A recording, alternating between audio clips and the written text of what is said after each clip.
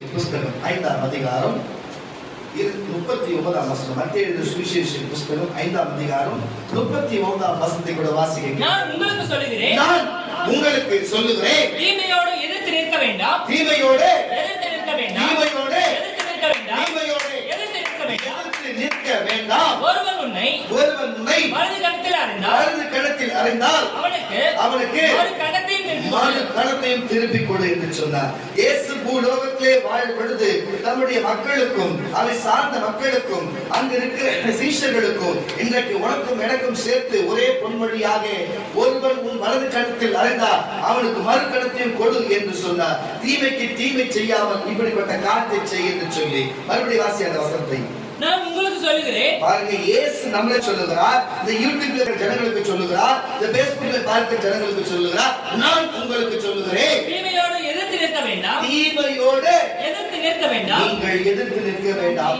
தீமையோடு நீங்க எதிர்த்து நிற்க வேண்டாம். அப்போ தீமை என்று சொன்னா நல்லா கேட்டுங்க, இந்த தீமை என்ற வார்த்தையின் எதிர் சொல் என்று சொன்னா நன்மை. நன்மை அதுக்கு எதிர்ச்சொல் தீமை. புரிகிறதா உங்களுக்கு? உங்களுக்கு புரியும்படிக்கு தீமை என்று சொன்னா உங்களுக்கு தெரியும், ஆனா நாம சொல்ற ஒரு குறிப்பிட்ட காரணம் சொன்னா உங்களுக்கு இன்னும் புரியும். நல்லா புரிஞ்சு கொள்ளுங்க. இறையியல் சட்ட திட்டத்தின்படி அண்ணல் அம்பேத்கர் அவர்கள் இறையியல் அமைப்பு சட்டத்தை நம்ம இந்தியாவுக்கு கொடுத்திருக்கிறபடியால் அந்த சட்ட திட்டத்தின்படி அந்த ஒழுங்கின்பால் வாழ்கிற யாராயிருந்தாலும் அவர்கள் நன்மையின்படி செய்கிறார்கள், அவர்கள் நன்மையின்படி வாழ்கிறார்கள். அதை கடைபிடிக்காமல் அதுக்கு எதிர் செயலாய் செய்கிறது சொன்னா இறையியல் அமைப்பு சட்டத்தின்படி அவர்கள் எல்லாரும் என்ன செய்கிறாங்க? தீமை செய்கிறார்கள். புரிகிறதா? ஒரு சட்டத்துக்கு மீறி செய்கிறவர் தீமை செய்கிறது. பாருங்க, ஒரு கொலை செய்தா பாருங்க, கொலை செய்தா தீமையானதா? களவு செய்த தீமையானதா? பாலியல் துன்புறுத்தல் செய்த தீமையானதா? இது போன்ற இது எல்லாம் தீமையானது. இது எல்லாம் செய்யாமல் இருந்தா அது நன்மையானது. இப்ப புரிஞ்சுச்சுங்களா உங்களுக்கு? அப்போ உலகத்தின்படி நமக்கு கொடுக்கப்பட்ட சட்டத்தின்படி நம்ம ஒழுங்கா வாழ்ந்தா அது நன்மை. அதன்படி நம்ம நிறைவேற்றாமல் அதுக்கு எதிராக இருந்தா அந்த காரியத்துக்கு பேர் என்ன? தீமை. புரிகிறதா உங்களுக்கு? அதே போல வேத வசனம் ஒரு சட்டத்தை கொடுத்திருக்கிறது. 66 புஸ்தகத்திலே தேவன் இஸ்ரவேலர்களுக்கு தனியாகவும் நமக்கு தனியாகவும் கொடுத்திருக்கிறபடியால் முதல் இஸ்ரவேல் கொடுத்த சட்டம் வேற, நமக்கு புறஜாதி மக்களுக்கு கொடுத்த சட்டம் வேற. ஆக மொத்தத்தில் உலகம் முழுவதிலும் இயேசு இறுதியாக கொடுத்த சட்டத்தை பயன்படுத்தினார், எல்லாரும் பரமேறலாம் என்று வேதம் சொல்லுகிறது. அதுதான் நான் சொல்லுகிறேன் கர்த்தருடைய பிள்ளைகளே, இந்த தேவன் நமக்கு கிறிஸ்தவர்களாகிய நமக்கு மட்டுமல்லாமல் முழு மனித குலத்திற்கே அவர் இந்த வார்த்தை கொடுத்திருக்கிறார். இந்த வார்த்தையின்படி ஒருவன் அதன்படி வாழ்வான் என்று சொன்னா, அதன்படி கடைபிடித்து செய்வான் என்று சொன்னா அவன் நன்மையை விட்டு நன்மையை செய்கிறான், தீமையை விட்டு விலகுகிறான் என்று அர்த்தம். இந்த வார்த்தைக்கு எதிர் சொல்லாக அவன் செய்வான் என்று சொன்னா அவன் என்ன செய்கிறான்? தீமையை செய்கிறான். அப்ப தீமை செய்கிறவன் நன்மை செய்கிறவன் உலகத்தின்படியும் எப்படி இருப்பான், வேதத்தின்படி எப்படி இருப்பான் என்று உங்களுக்கு சொல்லியாச்சு. அப்போ நல்லா புரிஞ்சுக்கொள்ளுங்க, வேதம் எதை தீமை செய்ய சொல்லுகிறதோ எதை நன்மை சொல்லுகிறதோ என்று வேத புஸ்தகத்தில் பார்க்கலாம். பாருங்க, ஒரு மனுஷனுக்கு சராசரி ஒரு வயதிலிருந்து ஒரு 5 வயது இருக்கிற பிள்ளைகளிடத்துல போய் நன்மை எது தீமை எது சொன்னா அவங்களுக்கு பிள்ளைகளுக்கு புரியும் தெரியும் சொன்னா ஒரு அலையிலையா சொல்லுகிறேன். தெரியும்னு சொன்னா ஒரு அலுவலியா சொன்னா தெரியாதுன்னா கவனிக்கலாம். அப்போ குழந்தைங்களுக்கு 1 இருந்து 5 வயசு வரைக்கும் தெரியல ஒரு அலுவலியா சொல்லுங்களேன். ஏன்னா தெரியாது, ஏன்னா அதுக்கு மனதில் வந்ததுதான் அது பேசும், அதுங்களுக்கு புரியாது, அதுக்கு ஒண்ணும் தெரியாது. 5 வயசுக்கு மேற்பட்டுதான் அதுங்களுக்கு சொல்லிக் கொடுக்கிறது, அது சிந்தனையில ஏறும், அது ஒரு கருத்து புரியும், அப்போதான் அதுக்கு புரியும் எல்லாமே. அல்லேலூயா. அதுக்குள்ளவே தெரியாது. அப்போ ஒரு சட்ட திட்டமே என்ன சொல்லுகிறது, ஒரு 18 வயசுக்கு உட்பட்டு இருந்தாங்கன்னா அவங்க எந்த ஒரு காரியத்திலுமே அவங்களுக்கு ஒரு கையெழுத்து போட, ஒரு சொத்துலையோ ஒரு மற்ற காரியத்தில் கையெழுத்து போட அதிகாரமே கிடையாது அவர்களுக்கு. அவர்கள் மைனரா இருப்பார்கள், சிறியவரா இருப்பார்கள். 18 வயதுக்கு மேலானதான் அவங்களுக்கு ஓட்டுநர் உரிமை கூட கொடுப்பார்கள். அவர்கள் சொத்து பத்திரத்திலே கையெழுத்து போடலாம், திருமண காரியத்தோடு கையெழுத்து போடலாம். உங்களுக்கு நான் சொல்றது புரிகிறதா? அப்ப அதுவரையுமே அவங்க சிறியவர்கள், அவங்களுக்கு நல்லது கெட்டது தெரியாது என்பதனால்தான், நன்மை தீமை எது என்று தெரியாதனால்தான் அவங்களுக்கு அரசாங்கம் அப்படிப்பட்ட ஒரு சட்டத்தை போட்டு இருக்கிறது. ஆமா என்று சொன்னா ஒரு அல்லேலூயா சொன்னா. அப்ப தீமை எது நன்மை எது என்பதை நீங்கள் பார்த்திருக்கிறீங்க. இந்த தீமை என்பதும் நன்மை என்பதும் எங்கிருந்து வந்தது, இது எப்பொழுது ஆரம்பித்து இருக்கிறது? இந்த உலக மனுஷர்களுக்கு ஏன் விலங்குகளுக்கு நன்மை தீமை தெரியாதா? காலத்துக்கு நன்மை தீமை தெரியாதா? கடலுக்கு மற்றவர்களுக்கு நன்மை தீமை தெரியாதா? தெரியாதது. அதுங்களுக்கு தெரியாது. விலங்குகளுக்கு நன்மை தீமை தெரியாது, விலங்குகளுக்கு தெரியாது, பூச்சிகளுக்கு தெரியாது, ஊர்வன ஜந்துகளுக்கு தெரியாது, பறவைகளுக்கு தெரியாது, சமுத்திரத்தில் வாழ் மச்சங்களுக்கு தெரியாது. ஆனால் மனிதனுக்கு மட்டும் தெரியும். அல்லேலூயா. மனிதனுக்கு மட்டும் நன்மை தீமை தெரியும். அல்லேலூயா. உங்களுக்கு சொல்லுகிறேன் கர்த்தருடைய பிள்ளைகளே, அப்போ நன்மை தீமை ஒரு மனுஷனுக்கு தெரியுது என்று சொன்னா, எல்லாரும் இந்த உலகத்துல வாழ்ற எல்லாருமே நன்மையாய் வாழ்றானா? எல்லா கிறிஸ்தவனும் நன்மை செய்யறானா ஒரு அழகை சொல்லுகிறேன். இந்த உலகம் முழுவதும் எல்லா மனுஷன் நன்மை தீமை அறிந்திருக்கிறபடினாலே எல்லாத்தையுமே செய்யறானா ஒரு அழகை சொல்ல. அல்லேலூயா. ஒருவன் பணம் சம்பாதிக்கிற வழியை கண்டுபிடித்தான் என்று சொன்னா மற்றவனுக்கு சொல்லிக் கொடுப்பான் என்று ஒரு அழகை சொல்ல. அல்லேலூயா. ஒருவன் நல்ல பிரியாணியை செய்து, சுவையான பிரியாணி செய்து அது விற்கிறான்னு சொன்னா அதே பார்முலா, அதே தத்துவத்தை, அதே காரியத்தை மற்றவனுக்கு சொல்லிக் கொடுப்பான்னு சொன்னா ஒரு அழகை சொல்ல. யாரும் சொல்லி தர மாட்டாங்க. நான் பேசுறது சொல்லி தர மாட்டாங்க. ஒரு கதை ஒன்று சொல்றாங்க, உண்மையா தெரியல, கொக்கோ கோலாவோ பெப்சி கம்பெனியா தெரியல. அது 2 பேர் இருப்பாங்களா, அந்த பார்முலா தெரிஞ்சவங்க. 2 பேருமே ஒரே கப்பல்ல போக மாட்டாங்களா, 2 பேருமே பாத்தீங்கன்னா ஒரே ஏர்பிளைன்ல போக மாட்டாங்களா. பெரிய உலக அதிசயமான பொருள் அது இருக்குது. சாப்பிட்டா சாவதான் போறாங்க, அதுல இருந்து மாற்றம் இல்லை, குழைக்கப்பட்டது. அதுக்கு அந்த ஃபார்முலா தெரிஞ்சவங்க 2 பேர் தான். அந்த 2 பேரும் ஒன்னா விட மாட்டாங்க. திடீர்னு பிளாஷ் ஆயிடுச்சுன்னா, கப்பல் கவுந்துச்சுன்னா என்ன பண்றது தெரியாதுன்றதுனால தனித்தனியா தான் போகணும். அப்படி சட்டம் போட்டு கையெழுத்து வாங்கியிருப்பாங்க. என்னடா இதெல்லாம். அல்லேலூயா. நான் உங்களுக்கு சொல்லுகிறேன் கர்த்தருடைய பிள்ளைகளே, இப்படி உலகத்துல இருக்கிற எல்லாருமே இப்படிப்பட்ட காரியத்தை செய்து கொண்டு இருக்கும் பொழுது நன்மை எது தீமை எதுன்னு ஒரு நன்மையான ஒரு காரியத்தை தெரிந்து கொண்டாலே அது மற்ற மனிதனுக்கு சொல்றாங்க. சுவையான ஒரு பிரியாணியை செய்து விற்கிறவன் மற்றவனுக்கு அதே பக்குவத்திலே சொல்லி கொடுக்க மாட்டான்னு சொன்னா ஒரு அழிவை சொல்லுகிறேன். அப்ப சொல்லி கொடுக்க மாட்டான். அப்போ நன்மை தீமை என்பது உலகத்துல எந்த பிராணிகளுக்கும் தெரியாது. ஆனா மனுஷ பிராணிக்கு மட்டும் கண்டிப்பா தெரியும். மனிதர்களுக்கு தெரியும் என்று சொன்னா ஒரு அழியா சொல்லுங்களேன். தெரியும் ஒரு அழியா சொல்லுங்க சத்தமா. நான் தான் இங்கு பலவீனப்பட்டிருக்கிறேன், எனக்கு தான் சரீரத்தில் பலவீனப்பட்டிருக்கிறேன். நீங்கள் பலனா இருக்கிறீங்க, என்ன உற்சாகப்படுத்துறீங்க புரிஞ்சுக்கங்க. என்னால் முடியாது என்று நான் பேசிக் கொண்டிருக்கிறேன். தயவு செய்து புரிஞ்சு கொள்ளுங்க, இது உற்சாகப்படுத்துங்க. சரிங்களா? நான் தான் முடியாது, நானும் குரல் கொஞ்சம் கம்மியா பேசுறேன், நீங்க நிறைய பேர் பண்ணாதீங்க. கரங்களை தட்டி ஒரு பெரிய செத்த வாயில வெத்தலை பாக்கு வச்ச மாதிரி வச்சீங்கன்னு வச்சுங்களேன், கடைசி வரையில செத்த வாயில வெத்தலை பாக்கு வச்ச மாதிரி தான் இருப்பீங்க. புரிஞ்சு கொள்ளுங்க. சுறுசுறுப்பா இருங்க. ஒவ்வொரு வார்த்தைக்கும் தெளிவான பதிலை சொல்லுங்க. கர்த்தர் உங்கள் பட்சத்தில் இருப்பாராக. ஹalleluya. எதற்கு இதை நான் பேசுகிறேன்னு சொன்னா, தயவு செய்து சொல்லுகிறேன், ஒரு நன்மையான காரியத்தையும் தீமையான காரியத்தையும் மனிதனுக்கு தெரியும்னு சொன்னா பாருங்க, கிறிஸ்தவனா இருக்கட்டும், அவன் நன்மை மட்டும் தான் செய்கிறானா, தீமை செய்கிறது இல்லையா? உலக மனுஷனுக்கு இருக்கிறான், உலக மனுஷனுக்கு நன்மை தீமை தெரிகிறதோ இல்லையோ, அவன் நன்மையே செய்ய மாட்டானா? சொல்லுங்க. அப்ப இந்த உலகத்துல வாழ் எல்லா மனுஷனுக்கும் பாருங்க நன்மை தீமை தெரியும். இது எங்கிருந்து தெரியப்பட்டது என்று சொன்னா, தேவனுக்கு இதுல உடன்பாடே இல்லை. நன்மை தீமையை ஜனங்கள் அறிந்து கொள்ள வேண்டும் என்று விருப்பமே இல்லை. நன்மை எது தீமை எது அறிந்து கொண்டாதான், தீமையை செய்தா என்ன வரும்? நமக்கு பாவம் வரும். என்னப்பா கவனிக்கிறீங்க பாருங்க, தீமையை செய்த என்ன வரும்? பாவம் வரும். நன்மை செய்த என்ன வரும்? புண்ணியம் வரும். பாவ புண்ணிய கணக்குல தீமையை செய்கிறவனுக்கு பாவம் வரும், நன்மையை செய்கிறவனுக்கு புண்ணியம் வரும். இதுதான காரியம்.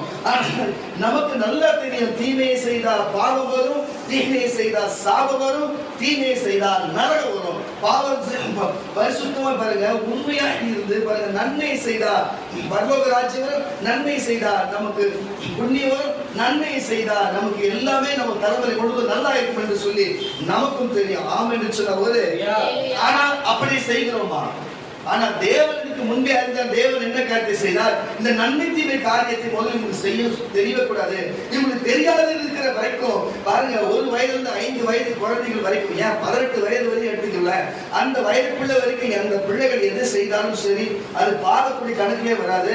அது ஞானஸ்நானம் கொடுத்தோம்னா அது கணக்கு மாறிவிடும். அதுக்குள்ளவே மறிக்கிற பிள்ளைகள் எல்லாமே நேரடியா சொல்லுது அது பரலோகத்துக்கு போய்விடும். எங்கேயுமே நியாயத்திற்பே கிடையாது.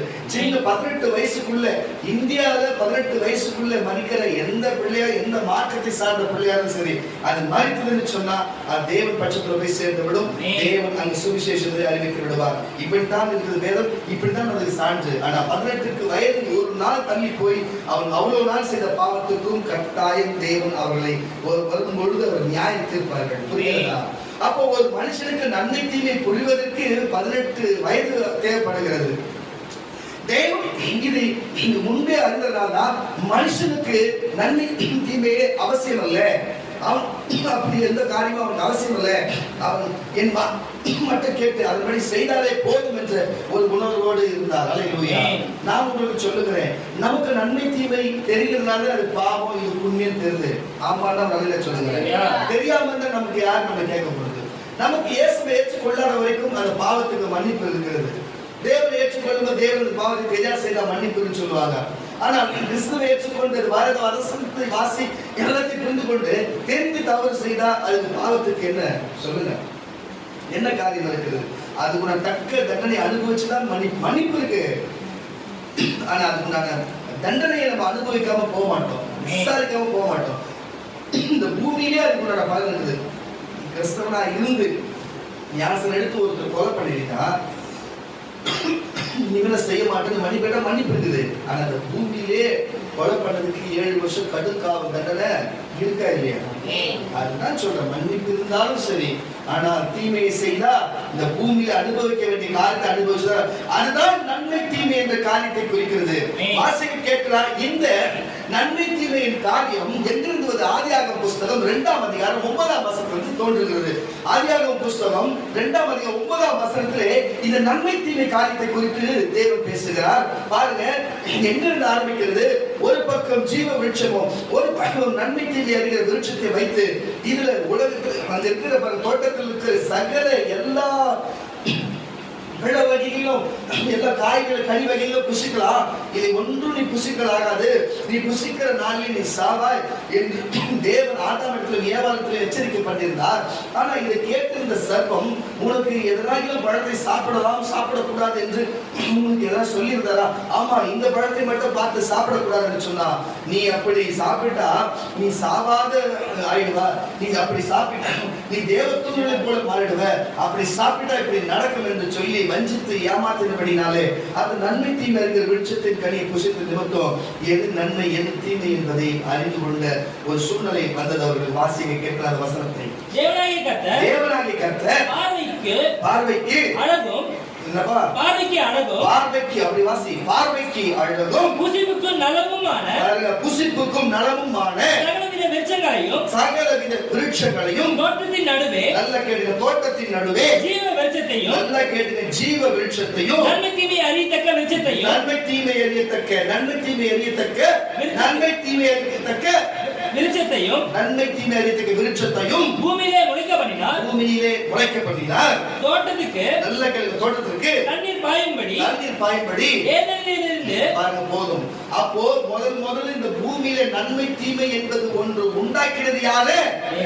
தேவன் தான் உண்டாக்கினார். தேவன் தான் இந்த உலகத்துல நன்மை எது தீமை எது என்று சொல்லி. இன்றைக்கு அரசியல் சட்டத்தை முன்னாலும் அம்பேத்கர் எழுதியிருக்கலாம். ஆனா அம்பேத்கருக்கு கொடுக்கப்பட்ட ஞானம் நான் சொல்லுகிறேன் தேவனால தான் கொடுக்கப்பட்டிருக்கிறது. ஹல்லேலூயா. இந்தியாவுக்கு இப்படிப்பட்ட சட்டம் அவருக்கு அம்பேத்கருக்கு கொடுக்கப்பட்ட ஞானம் என் ஆண்டவராகிய இயேசு கிறிஸ்துவின் மூலமாய் கொடுக்கப்பட்டிருக்கிறது. ஏன்னா எது நன்மை எது தீமை என்று தேவன் தான் இந்த பூமியில முதல் அறிமுகப்படுத்தி இருக்கிறார். அது எல்லாருக்கும் தெரியப்படுத்தி இருக்கிறார். ஆனால் அப்படியே பாருங்க, அப்படியே பைபிள் பிரிச்சு வச்சிருந்தீங்கன்னா அதே அதிகாரத்துல 3ஆம் அதிகாரம் 5ஆம் வசனம் வாசிங்க. அப்படியே பைபிள் வச்சுனா உங்களுக்கே தெரியும். 3ஆம் அதிகாரம் 5ஆம் வசனம் அதே வாசிங்க. நீங்கள் இதை புசிக்கும் நாளிலே, நல்லா கரெக்டா வாசிப்பா. நீங்கள் இதை புசிக்கும் நாளிலே, நீங்கள் இதை புசிக்கும் நாளிலே உங்கள் கண்கள் திறக்கப்படும் என்று, உங்கள் கண்கள் திறக்கப்படும் என்று நீங்கள் நன்மை தீமை அறிந்து, என்னப்பா நன்மை தீமை அறிந்து, நன்மை தீமை அறிந்து தேவர்களைப் போல இருப்பீர்கள், தேவர்கள் போல இருப்பீர்கள் என்று தேவன் அறிவார் என்று, தேவன் அப்பொழுது ஸ்திரீயானவள் அந்த விருட்சம் புசிப்புக்கு நல்லதும் பார்வைக்கு இன்பமும் புத்தியை தெரிவிக்கத்தக்கதாக இச்சிக்கப்படுத்தாக விருட்சமும் ஆசைப்படுகிற விருட்சமோ இருக்கிறது என்று கண்டு அந்த கனியை பறித்து புசித்து புருஷனுக்கும் கொடுத்தார். என்ன நடந்து 2 பேரும் சாப்பிட்டாங்க. அவர் அது குளிர்ச்சியான மத்திய வேலையில குளிர்ச்சியான நேரத்துல வருகிறார். வந்து பார்க்கும்போது எங்க கேட்கிறாரு. 2 பேருமே அவர்கள் சரீரத்துல ஆடை அணியாமல் இருக்கிற காரியத்தை 2 பேரும் மாத்தி பார்த்து, ஐயோ என்னடா இது என்று சொல்லி இவ்வளவு பார்க்காம அவன் போய் ஒளி, அவனை பார்க்க இவ்வளவு போய் 2 பேரும் தேவன் நேரம் பார்த்து 2 பேரும் தேவன் கிட்ட பார்த்து ஒளிய. அப்ப தேவன் கேட்கிறாரு, இப்படி நீ நிர்வாணியா இருக்கிறேன் என்பதை உனக்கு யார் அறிவித்தது? அப்ப நான் ஏற்கனவே நன்மை தீங்கு அறிய விருட்சத்தை கனி புசிக்க வேணாம்னு சொல்றேன், நீ புசிச்சிருக்கிறேன். அவங்க அதை கேட்க நேரடியாக கேட்காம, உனக்கு நீ நிர்வாணியா இருக்கிறது யார் அறிவித்தது? அப்போ இந்த உலகத்துல ஒரு மனுஷி ஆடை அணியாமல் நிர்வாணமா இருந்தா அது தீமை என்றா ஒரு அறையில சொல்லுங்களேன். அப்போ ஒரு மனுஷன் அவன் ஆடை அணியாமல் இருந்தா அது தீமை என்று சொன்ன ஒரு அறையில சொல்லுங்களேன். அப்போ அவர்களுக்கு எது தவறு எது சரி என்பது காரியங்களை, நன்மை எது தீமை எது நல்லது எது கெட்டது என்ற காரியங்களை அறிந்திருக்கிறார்கள். இன்றைக்கு நல்லா புரிஞ்சுக்கொள்ளுங்க, நன்மை தீமை என்பது புரிஞ்சிச்சு. ஆனா காலம் போற போக்குல இன்றைக்கு மனுஷனுடைய ஆடைகள் ஏன் கொஞ்சமா போகுது. நேற்று கூட விஜய் பையன் உட்காந்துக்கிறான்னு தெரியல, அந்த மாதிரி அந்த கிழிச்ச பேட்டை போடாதடா, அது நல்லது இல்லடான்னு சொன்னேன். நல்ல கேட்கிற பிள்ளையா இருந்தா, அது உள்ள பிள்ளையா இருந்தா அது என்ன பண்ணுங்க, தொடர் ஜென்மத்தில் போட்டிருக்கேன். ஆனா என்ன பண்ணீங்க, அது சர்ச்சைக்கு போட்டு வந்தது இருக்குதா இல்லையா தெரியல, போயிடுச்சா அது போட்டு வந்தது. அப்ப எந்த அளவுக்கு அதுக்கு மண்டையில் அறிவு இருக்கு, என்னத்தை நம்ம சொல்லுகிறது. இன்னும் பல காரியங்கள் சொல்லலாம். மற்றபடி புள்ள கொடுக்கிறது, புள்ள பெற்றுக்கிறது, கல்யாணம் பண்ணுகிறது, தாலி கட்டுறது, இது எல்லாமே தெரிகிறது. இது எல்லாமே தெரிகிறது. ஆனா போடுற வஸ்திரத்தில் இருக்கிற காரியத்தை, இப்படிப்பட்ட காரியம் இருக்கிறது அந்த புரிதல் இல்லை. எது நன்மை எது தீமை என்று தெரிகிறது. நான் சொல்லுங்க, உங்களுக்கு புரிதா இல்லையா தெரியும். உங்களுக்கு அப்படியே நான் தப்பா பேச மாதிரி இருக்கும். அந்த காரணப்பட்டவங்களுக்கு நான் என்ன பேச வரேன்னு போய் சேர்ந்துருக்கேன். அந்த வார்த்தை ஆமனவர்களே சொல்லுங்க. அது யாருக்கு நான் போய் எந்த வார்த்தை சொல்றது, யாருக்கு போய் சேரமோ சேர்ந்துருக்கோம். எதுக்கு இதை சொல்லுங்கள் என்று சொன்னா, கர்த்தருடைய பிள்ளைகளே, மற்றவர்களுக்கு அதெல்லாம் தெரிகிறது. நம்ம போடுகிற வஸ்திரத்திலே தேவன் அங்கு பார்க்கிறாரே, அது அசிங்கமா இருக்கிறதே என்று, ஐயோ ஏவாள் பார்க்கிறார், ஆதாம் பார்க்கிறார் என்று சொல்லி, தேவன் பார்க்கிறார் என்று சொல்லி வஸ்திரம் அணியாத நிர்வாணமாக இருக்கிறார் என்பது காரியம் மட்டும் அது தீமை என்பது அவங்க புரிந்து வஸ்திரம் அணிந்தாலும் நன்மை என்று தெரியும் பொழுது, இப்ப வாழ்க்கிற பிள்ளைகளுக்கு இப்படி கிழிஞ்சதை போடுகிறதும் இது கூட பரவாயில்ல. சில சகோதரிமார்களுக்கு இப்படி கிழிஞ்ச பேண்ட போடுகிறது நியாயமான கருத்தா? நான் சொல்லுகிற உலகத்தில் இருக்கிறவன் ட்ரெஸ் போடுறான், போடாத நிர்வாணமா போறான், சாம்பல் தடைன்னு போறான். நமக்கு தேவையில்லாத வேலை. நான் கேட்கிறது, கிறிஸ்தவத்தில் இருக்கிற சபைக்கு வருகிற, பெந்தகோஸ்து சபைக்கு வருகிற இப்படிப்பட்ட பிள்ளைகள் இப்படிப்பட்ட காரியத்தை செய்கிறது, அவன் தகப்பன் தாய்க்கு நல்ல அறிவு இருக்கிறதா? அவங்களுடைய பிள்ளைகளுக்கு அறிவு இருக்கிறதா? இவங்களுக்கு நன்மை தீமை அறியுமா? இவர்களுக்கு புரியுமா என்றுதான் நான் கேட்கிறேன். ஆமா, நான் ஒரு அப்போ நன்மை தீமையை தெரிஞ்ச உடனே அவங்க நிர்வாணியா இருக்கிறத அறிந்து விட்டாங்க. புரிஞ்சு கொள்ளுங்க. அப்போ நம்ம வஸ்திரம் சீராக அணிவது கூட அது ஒரு நன்மை என்று சொல்லுங்க. அப்போ பாருங்க, வஸ்திரம் நம்ம அறகுறையா அணிவதும் அது போன்ற காரியத்தை இப்ப இருக்கிற காரியத்துக்கு என்னத்தை நம்ம சொல்லுகிறது. முன்பெல்லாம் பாத்தீங்கன்னா அவங்க போடுகிற வஸ்திரம் வித்தியாசமா இருக்கிறோம். ஒரு காலகட்டம் 1990களில் வாழ்ந்த எங்க சகோதரிமார்கள் எல்லாருமே துப்பட்டா இல்லாம வெளியே வர மாட்டாங்க. இப்ப இருக்கிற இப்ப 2000 பிறந்த பிள்ளைகளுக்கு கூட துப்பட்டாக்கு இப்போ கம்பெனிக்காரமே போடுறதுக்கு துப்பட்டா கொடுக்க மாட்டோம் சொல்லிதான் இருக்கு. என்ன காரியம் இது, என்ன எனக்கு புரியல. அப்போ காலத்துக்கு ஏற்ற மாதிரி நம்ம ஒரு வஸ்திரத்துடைய காரியங்கள் ஒண்ணுன்னா குறைஞ்சு அப்புறம் கால் முட்டிக்கு கீழே மறைப்பாங்க. இன்னைக்கு கால் முட்டிக்கு மேல ஏறிச்சு. இப்ப போடுற பசங்களுக்கு மேல் முட்டிக்கு பார்த்தீங்களா, அது வரையும் தான் போடுறது. உண்மையா அந்த கால் தான் தெரியுதா இல்ல அதுக்கு மேல சீவஸ்ல போட்டுருக்காங்கன்னு புரியல. அந்த மாதிரி உடைய ஆமானவர்களை சொல்லுங்க. எல்லாத்தையும் பேசுறப்ப இருக்கிறத சொல்றேன். இது கேட்டா இந்த சட்டக்கார அந்த காலத்துல நம்ம பார்க்கும் சட்டக்காரங்க போடுவாங்க பார்த்தீங்களா, ஆங்கிலேயன்ஸ் சொன்னாதான் உங்களுக்கு புரியுங்க. அவங்க போற ட்ரெஸ் இப்போ ட்ரெண்டா போட்டுருக்குது. காத்தடிச்சா என்னடா நம்ம கரண்ட் வெளில சொல்லு சொல்லும் போது உங்களுக்கு கஷ்டமா தான் இருக்கு. இருக்கிற உண்மையை சொல்றேன் காட்டுலாம் வருது. எதுக்கு இதை சொல்லுகிறது சொன்னா, ஏன் இப்படிப்பட்ட காரியம், எதுக்கு இப்படி இப்படிப்பட்ட காரியம் நான் சொல்லுகிற கர்த்தருடைய பிள்ளைகளே, இது எல்லாமே எது தீமை எது நன்மை என்று பாருங்க ஆதாமியாவது காலத்திலேயே தெரிகிறது. இன்னைக்கு அதை விட அறிவான பிள்ளைகளா இருக்கிறாங்களே, இன்னைக்கு அறிவான சமூகம் இருக்கிற சபாகரத்துக்கு போகிறான், தண்ணி இருக்குதா பாக்குறான், சந்திரன்ல போகிறான், தண்ணி இருக்குதா பாக்குறான், இன்னைக்கு பூமிக்கு அடியில போய் பாக்குறான், என்னென்னமோ செய்யறானே. ஆனா எது அவமானம் எது நன்மை எது தீமை என்பதற்கு அந்த காரியத்தை விட்டுவிட்டு மற்ற எல்லா காரியத்தையும் செய்கிறான நியாயமா இது நல்லதா? நீங்களே சொல்லுங்களேன். பாருங்க, நான் சொல்லுகிறேன் கர்த்தருடைய பிள்ளைகளே, என்ன காரியம் இது? நான் சொல்றது சரிதான ஒரு வகையில சொல்லுகிறேன். அப்ப நம்ம பிள்ளைகளுக்கு தெரிய வேணாமா? ஆரம்பத்துல இருந்து இப்படி பிள்ளைகள் வரும்போதே கொட்டி கொட்டி இன்னைக்கு செய்வாயா சொல்லி அது பெண் பிள்ளைகளுக்கு அடக்கி வைக்கணும் அல்லவா? கருத்தரை நம்ம பேசுகிறது. அப்ப எது தவறு எது சரி என்பது ஆதாம் ஏவாள் காலகட்டத்திலிருந்தே நன்மை எது தீமை எதுன்னு சொல்லி நன்மை தீமை விருட்சத்தை புசித்து பிறகு தேவன் அதுக்கு என்னென்ன சம்பவித்தது, என்னென்ன காரியம் சம்பவித்தது பாப்ப விட்டது வாசியா. அப்பொழுது அவர்கள்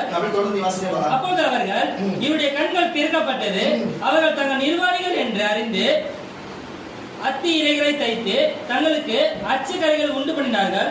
பகலில் குளிர்ச்சியான வேளையிலே தோட்டத்தில் உலாவுகிற தேவனாகிய கர்த்தருடைய சத்தத்தை அவர்கள் கேட்டார்கள். அப்பொழுது ஆதாமும் அவன் மனைவியும் தேவனாகிய கர்த்தருடைய சந்நிதிக்கு விலகி தோட்டத்துக்கு விருட்சங்களுக்குள்ளே ஒளிந்து கொண்டார்கள். அப்பொழுது தேவனாகிய கர்த்தர் ஆதாமை கூப்பிட்டு, நீ எங்கே இருக்கிறாய் என்றாய். அதற்கு அவன், நான் தேவனுடைய சத்தத்தை தோட்டத்தில் கேட்டு நான் நிர்வாணியா இருப்பதினால் பயந்து ஒளிந்து கொண்டேன் என்றான். அப்பொழுது அவர், நீ நிர்வாணி என்று உனக்கு அறிவித்தவன் யார்? புசிக்க வேண்டாம் என்று உனக்கு நிர்வாணி என்பதை உனக்கு அறிவித்தவன் யார்? புசிக்க வேண்டாம் என்று நீ சாப்பிட வேண்டாம் என்று நான் உனக்கு விலகின நான் வேணாம் ஒதுக்கி வச்சத புசித்தாயோ என்றார். சாப்பிட்டாயா? அதற்கு ஆதாம், என்னுடைய இருக்கும்படி தேவரின் நீ தந்த ஸ்திரீயானவள் அவ்விருட்சத்தின் கனியை எனக்கு கொடுத்தார், நான் புசித்தேன் என்றான். என்றார். அப்பொழுது தேவனாகிய கர்த்தர் ஸ்திரீயை நோக்கி, நீ இப்படி செய்கிறது என்ன? ஸ்திரீயானவள், சர்ப்பம் என்னை வஞ்சித்தது, சர்ப்பம் என்ன பாம்பு என்னை ஏமாத்தினது, நான் புசித்தேன் என்றார். அப்பொழுது தேவனாகிய கர்த்தர் சர்ப்பத்தை பார்த்து ஒரு சாபம், ஆதாமை பார்த்து ஒரு சாபம், ஏவாளை பார்த்து ஒரு சாபம் என்னவென்று உங்களுக்கு தெரிந்திருக்கும். நான் இந்த காரியத்திலே சொல்ல வருகிற வார்த்தை என்று சொன்னா, ஒரு மனுஷன் நன்மை தீமை அறிகிற இடம் எங்க சொன்னா ஆதாம் ஏவாள் முதலில் பிறந்த அவர்களிடத்திலிருந்தே நன்மை தீமை அறிகிற காரியம் வந்துவிட்டது. அல்லேலூயா. அது நிமித்தம் நன்மை தீமை அறிந்து வந்து கொண்டே இருக்கிறார்கள். ஒவ்வொரு நாட்டுக்கு ஒவ்வொரு சட்டத்திட்டம் நன்மை தீமை குறித்து சொல்லுவதற்கு. ஆனால் இந்தியாவுக்கும் அரசியலமைப்பு சட்டத்தை கொடுத்திருக்கிறார்கள். ஆனால் உலகம் முழுவதிலும் கிறிஸ்தவர்களுக்கு என்று யூதர்களுக்கு என்று ஒரு சட்ட புஸ்தகம் நமக்கு கொடுக்கப்பட்டிருக்கிறது. தேவ புஸ்தகம் நமக்கு கொடுக்கப்பட்டிருக்கிறது. தேவ லோகத்திலிருந்து வந்து கொடுக்கப்பட்ட ஒரு புஸ்தகம் இருக்கிறது. இந்த புஸ்தகத்தின்படி வாழ்கிறவன் தான் நன்மையை தேடுகிறவன், நன்மையை செய்கிறவனா இருக்கிறார். இந்த புஸ்தகத்தில் செய்யாம அதுக்கு விரோதமா செய்கிறவன் எல்லாருமே தீமையை செய்கிறவன் தான் என்பதை புரிந்து கொள்ள வேண்டும். தீமை செய்கிறவன் பாவத்துக்கு உட்பட்டாகிறான். பாவத்துக்கு உட்பட்டவன் பாவம் செய்கிற ஆத்மா அது சாகும். புண்ணியத்தை செய்கிறவன் சொன்ன சட்டத்தை நிறைவேற்றுகிறவன் நன்மையை செய்கிறான். நன்மை செய்கிறவன் தேவனை ஏற்றுக்கொள்கிறான். அவன் தேவனால் அறியப்பட்டிருக்கிறான். தேவன் அறியப்பட்டவன் பாவ மன்னிப்பு பரலோகராஜ்ய நித்திய ஜீவனை தேவனாலே பெற்றுக்கொண்டு அவர் தேவனோடு வாழ்கிறான். நான் சொல்லுகிறேன் கர்த்தருடைய பிள்ளைகளே, இந்த பூமியிலே இருக்கும் பொழுது இந்த இந்திய தேசத்திலே அந்த அரசியலமைப்பு சட்டத்துக்கு மீறி செய்தா வழக்கு போடுகிறார்கள். வழக்கு போட்டு சிறை தள்ளுகிறார்கள். 7 வருடம் 8 வருடம் ஆயுள் தண்டனை என்று கொடுத்து நம்மளை வாழக்கூடாது செய்கிறார்கள். இந்த பூமியிலே அந்த சட்டங்கள் இருக்கும் என்று சொன்னா தேவனுக்கு தேவலோகத்துல சட்டம் இருக்காதா? அந்த சட்ட ஒழுங்கு இருக்காதா? அந்த ஒழுங்கின்படி நடக்காதவர்களுக்கு தண்டனை இருக்காதா? ஒழுங்கின்படி நடக்கிறவனுக்கு பதவி இருக்காதா? ஒழுங்கின்படி நடக்கிறவனுக்கு நல்ல வாழ்க்கை இருக்காதா? இதெல்லாம் இருக்கும் என்று சொன்ன ஒரு அழகியா சொல்லலாம். ஒரு அழகியா சொல்லலாமே. பாருங்க, இதே காரியம் பாருங்க. இந்த பாருங்க, உங்களுக்கு நல்லா தெரியும். யோசேப்புடைய சகோதரர்கள் எல்லாருக்குமே நல்லா தெரியும். யோசேப்பு தகப்பனும் தாயும் யோசேப்பு மேலேயே கரிசனை வைத்து அவர் மேலே அன்பு வைக்கிறதுனால கூட இருந்த எல்லா பிள்ளைகளுக்குமே அது ஒரு பாரமா இருந்தது, ஒரு கஷ்டமா இருந்ததுனால அவன் கொண்டு போடும்படி சித்தம் வைத்து அவன் குழியிலே தள்ளி அதுக்கப்புறம் அவன் செத்து அவன் வந்து காட்டு மிருகங்கள் அடித்து போனது என்று சொல்லி அவன் தகப்பனத்தை சொல்லி அவன் அவனை எகிப்திற்கு அடிமைத்தனையா விற்று போட்டதையும் நீங்கள் அறிந்திருப்பீர்கள். அவனும் பெருசாகி வளர்ந்து பாருங்க, இந்த காரியம் தன் சகோதரனுக்கு செய்தது பாருங்க. மற்ற யாக்கோப்பு பாருங்க, நல்லா புரியுங்க, யாக்கோப்புடைய சகோதரர்களுக்கு எல்லாரும் யாக்கோப்புடைய பிள்ளைகள் எல்லாம் சேர்ந்து யோசேப்புக்கு செய்தது தீமை என்று சொன்னா ஒரு அழகா சொல்லுவாங்க. தீமை தானே, தீமை சொல்லுங்களேன். அப்போ நான் சொல்லுகிறேன், ஒருவன் தேவனை ஏற்றுக்கொண்டார், ஒருவன் தேவன் பட்சத்தில் இருந்தார், ஒருவேளை இவன் தேவன் பட்சத்தில் இருந்தார், தேவன் அந்த மனிதன் பட்சத்தில் இருந்தார், தீமையை என்னவா மாற்ற முடியும்? நன்மையாய் மாற்ற முடியும். உங்களுக்கு நான் சொல்லுகிறேன், உன் வாழ்க்கையில உன் உறவுகள் உனக்கு தீமை செய்யலாம், உன் குடும்பம் உனக்கு தீமை செய்யலாம், நட்பு தீமை செய்யலாம், உனக்கு தீமை செய்யவே விரோதம் எழுப்பலாம். ஆனா ஒருவேளை நீ தேவனை கொண்டிருக்கலாம், ஒருவேளை தேவனுக்காக நீ வாழலாம். மகனே மகளே, உங்களுக்கு சொல்லுகிற ஒரு வார்த்தை, யோசேப்பை பாருங்கள், நன்மை தீமையை கூட நன்மையாய் மாற்றி அவர் மட்டும் பிரயோஜனப்படாமல் அவருக்கு தீமை செய்தவர்களுக்கும் நன்மையாய் கொடுக்கிற ஒரு மனிதனாய் வாழ்ந்தார். ஏன்னா அவரோடு தேவன் இருந்தார், அவரோடு தேவன் இருந்தார். உங்களோடு சொல்லுகிறேன், உங்களுக்கும் அப்படிப்பட்ட இப்போ உங்களுக்குள்ளே, ஆமா நான் என் குடும்பத்தில் எனக்கு தீமை செய்வது உண்டு, என் உறவுகளிலும் எனக்கு தீமை செய்ய, நான் செய்யாத பேசாத சொல்லாத செய்கிற உண்டு, வேலை ஸ்தலத்திலும் எப்படா என் வேலை தீமை செய்கிற உண்டு, ஆனால் எல்லா இடத்திலுமே தீமை செய்கிறது உண்டு. ஆனால் நான் ஒன்று சொல்லுகிறேன், என் வாழ்க்கையில கர்த்தருடைய பிள்ளைகளே, நல்லா புரிஞ்சுக்கணும் கர்த்தருடைய பிள்ளைகளே, சமீபத்திலே இங்க தண்ணி ஒரு 7 வருஷத்துக்கு முன்னாடி, நாங்கள் 7 வருஷம் ஆகிட்டு இருக்கோம். அப்போ நாங்கள் தண்ணிக்கு பள்ளம் தோன்றோம். தண்ணிக்கு பள்ளம் தோன்ற போது என்ன சம்பவம் இருந்ததுன்னா, இங்க தோண்டக்கூடாது, இந்த இடத்துல வந்து எதுவும் பண்ணக்கூடாது அப்படின்னு சொல்லி ஒரு குறிப்பிட்ட கும்பல் வந்து சேர்ந்து தோண்டக்கூடாது அப்படின்னு சொல்லி மனவேதனைப்படுத்தினார். அதுக்கப்புறம் அது தடையெல்லாம் மீறி அது தண்ணி வராது, தண்ணி அடிச்சிடும், தண்ணி கம்மியா வரும், எல்லாருக்கும் பிரச்சனை வரும், தண்ணி பிடிக்கிறாருன்னு சொல்லி சில காரியங்களும் சொன்னாங்க. அப்போ அவ்வளவு தடை பண்ணாங்க. அதுக்கப்புறமா தண்ணி போட்டோம். ஆனால் போட்டு யாரு தடை பண்ணி எங்களுக்கு தடை செய்தார்களோ, இன்னைக்கு வரைக்கும் எங்க வீட்டுக்கு தண்ணி பிடிக்கிறது. இன்னைக்கு வரைக்கும் அவங்க என்னைக்கு எந்த நேரத்துல வந்து எங்க வீட்டுல எந்த பிரச்சனை சொல்லி எங்களுக்கு சம்மந்தமே, அவங்களுக்கு இருக்கு சம்மந்தமே கிடையாது, இந்த காரியத்துக்கு அவங்களுக்கு சம்மந்தம் கிடையாது, அவங்களுக்கு வீடுங்க கிடையாது. ஆனா அவங்க அந்த மாதிரி ஒரு காரியத்தை பேசி உங்களுக்கு மனதை வேதனைப்பட்டாங்க. இன்னைக்கு அதுக்கப்புறம் வந்து அங்க எல்லாம் போயிடுச்சு. இன்னைக்கு வரைக்கும் எங்க வீட்டுல தண்ணி பிடிக்கிறாங்க. இன்னைக்கு வரைக்கும் புரிந்தா? தீமையை செய்தாலும் சரி, தீமை நமக்கு வந்தாலும் சரி, ஆனா தீமையை தேவன் நம்மளோடு இருந்தா நமக்கும் நன்மையாய் மாற்றி அந்த நன்மையிலிருந்து அவங்களுக்கும் நன்மையை மாற்றுகிற தேவன்.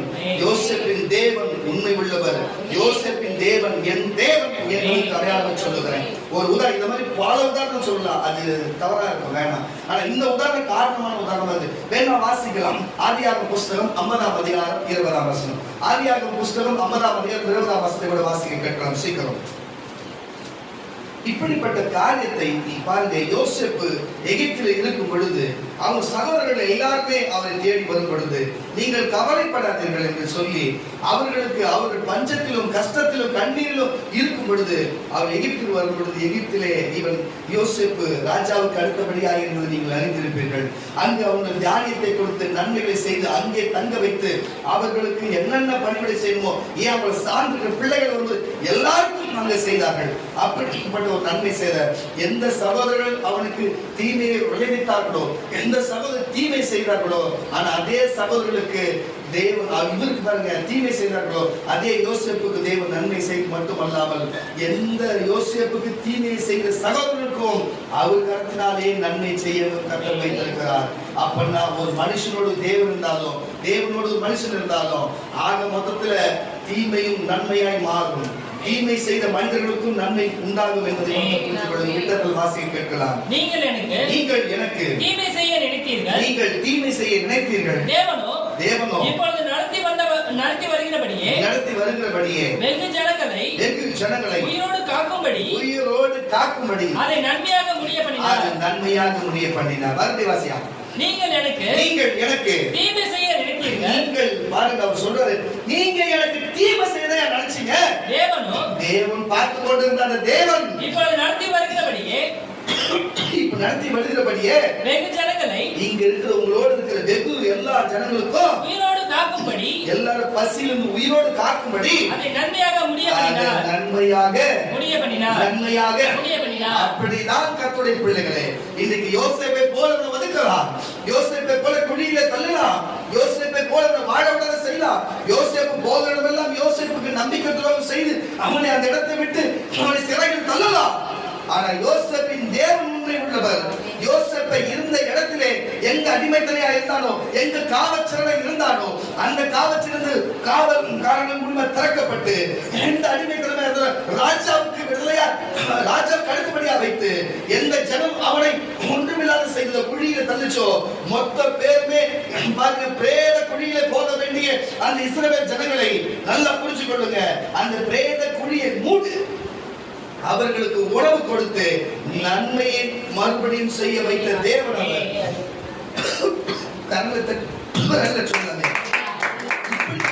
பெரிய நன்மைகளை செய்த தேவன் அவர். இன்றைக்கு யோசேப்பின் தேவன் வல்லமை குறைந்து போகிறதும் இல்லை. யோசேப்பின் தேவனுடைய வல்லமை இன்றைக்கும் இருக்கிறது. ஆனால் நீங்க யோசேப்பு தேவனோடு இருந்தார், நீங்க தேவனோடு இருக்கிறீங்களா? வந்தவங்க யாரும் தேவனோடு இருக்கிறீங்களா? இது திரும்பி பாருங்க, பேஸ்புக்ல பாக்குற நீங்க தேவனோடு இருக்கிறீங்களா? நீங்கள் பேஸ்புக்ல யூடியூப்ல பார்க்க நீங்க தேவனோடு இருக்கீங்களா? ஒருவேளை தேவன் உங்களோடு இருக்கிறாரா? அல்லேலூயா. நீங்கள் தேவனோடு இருக்கிற தேவன் உங்களோடு இருக்கிறாரா? நான் ஒன்று சொல்லுகிறேன், இந்த உலகத்துல நீயும் நானும் பரிசுத்தவான் சொல்லத்தக்க வார்த்தைகளே கிடையாது. தேவன் ஒருவரே பரிசுத்தர். தேவன் உலகத்தை உண்டாக்கின தேவனே ஒருவரே பரிசுத்தர். வானங்களையும் பூமியிலும் அதை உண்டாக்கி ஆளுகிற ஒருவரே பரிசுத்தர். மற்றங்களையும் சமுத்திரத்தையும் அதில் உள்ள மற்றங்களையும் உண்டாக்கி அதை ஆளுகிற ஒருவரே பரிசுத்தர் என்று வேதம் சொல்லுகிறது. அப்ப அவர் மட்டும்தான் பரிசுத்தர். நம்ம எல்லாருமே பாவி என்பது தெரிகிறது. அதனால நம்ம நன்மை தீமை என்னவென்பதை அறிந்து கொள்ள தேவன் தாமே நம் பட்சத்தில் இருந்தா தீமையை கூட நன்மையாய் மாற்ற முடியும். அப்போ தீமையை கூட நன்மையை மாற்ற முடியும் என்று சொன்னா, அப்ப தேவன் தான் நம்மளால தீமை செய்யவே முடியாது. தீமை செய்ய சமீபத்துல யார் எதை கேட்டாலும் கொடுக்கணும், யார் கேட்டாலும் எது செய்யணும் சொல்லி இந்த வார்த்தையை சொல்லுகிறதே பல பேர் இதை கேட்டுக்கிறாங்க போல. இதை வெறுப்பேத்தி இதை கஷ்டப்படுத்தி இவங்க கிட்ட எது கேட்டாலும் கொடுக்கணும், வேணும்னு அதை கேட்க வச்சு இல்லைன்னு சொல்ல வைக்கணும்னு சொல்லி. உங்களுக்கு கர்ணமோட்சம் படம் பார்த்து உங்களுக்கு தெரிஞ்சிருக்கு. சொல்லுவாங்க, நீங்க உங்களால நீங்க என்கிட்ட எது இருக்குதோ அதை கேட்டு நீங்க பெற்றுக்கொள்ளுங்க, இல்லாத கேட்டு இல்லைன்னு சொல்ல வச்சிடாதீங்கன்ற மாதிரி. எதனா கேட்டு இல்லைன்னு சொல்லிட்டு அவங்க எதுவுமே சொன்னபடி நடக்கலையே அப்படின்ற மாதிரி. அல்லேலூயா. உங்களுக்கு இவ்வளோ சிந்தனை கொடுத்து இப்படி யோசிச்சு இப்படி பிளான் பண்ணி செய்யற உங்களுக்கு குருவி மூலம் உனக்கே இப்படி இருக்குன்னா, தேவன் மூளை என்பதை உண்டாக்கின தேவனாச்சே. அல்லேலூயா. தீர்க்கதரிசி வார்த்தையை கர்த்தர் கீழே விடுவாரா? அது எப்படி கர்த்தர் நிறைவேற்ற வல்லவராக இருக்கிறார். எங்கேயுமே முகங்களை விட மாட்டார். அல்லேலூயா. நீங்க தான் முகங்களை கொடுக்கறதுனால நான் உங்களுக்கு சிறுவனுக்கு எதை செய்ய எனக்கே செய்யணும்னு நான் ஏசப்பான்னு செஞ்சுட்டு போறேன். நான் எந்த சகோதரிக்கு செய்யணும், எந்த சகோதரனுக்கு செய்யணும், இதுல செஞ்ச 10 ரூபா கிடைக்கும், இது கொடுத்த ஒரு 10 ரூபா கிடைக்கும், அவன் லாபத்துக்கு நான் செய்யல, நான் எங்க ஆண்டவருக்கு கொடுக்குறேன். அல்லேலூயா. இந்த மனுஷனுக்கு எந்த லாபம் செய்ய மாட்டேன், எனக்கு விரோதமா செய்வான்னு நல்லா தெரியும், தெரிஞ்சுதான் செய்யறேன். நான் செய்யும் பொழுது அது எல்லாத்தையும் தேவனுக்கு தான் செய்யறது. கொடுங்கள் உங்களுக்கு கொடுக்கப்படும். நீங்கள் சிறியவராகி யாருக்கு எதை செய்ய எனக்கே செய்கின்றாரு, எங்க ஆண்டவருக்கு செய்யற என்ன யார் கேட்க போறது? அல்லேலூயா. ஆனா நீங்கள் லாபத்துக்கு தானே செய்றீங்க, அது 10 ரூபா கிடைக்கணும் தானே செய்றீங்க. நாங்க அப்படி செய்யலையே.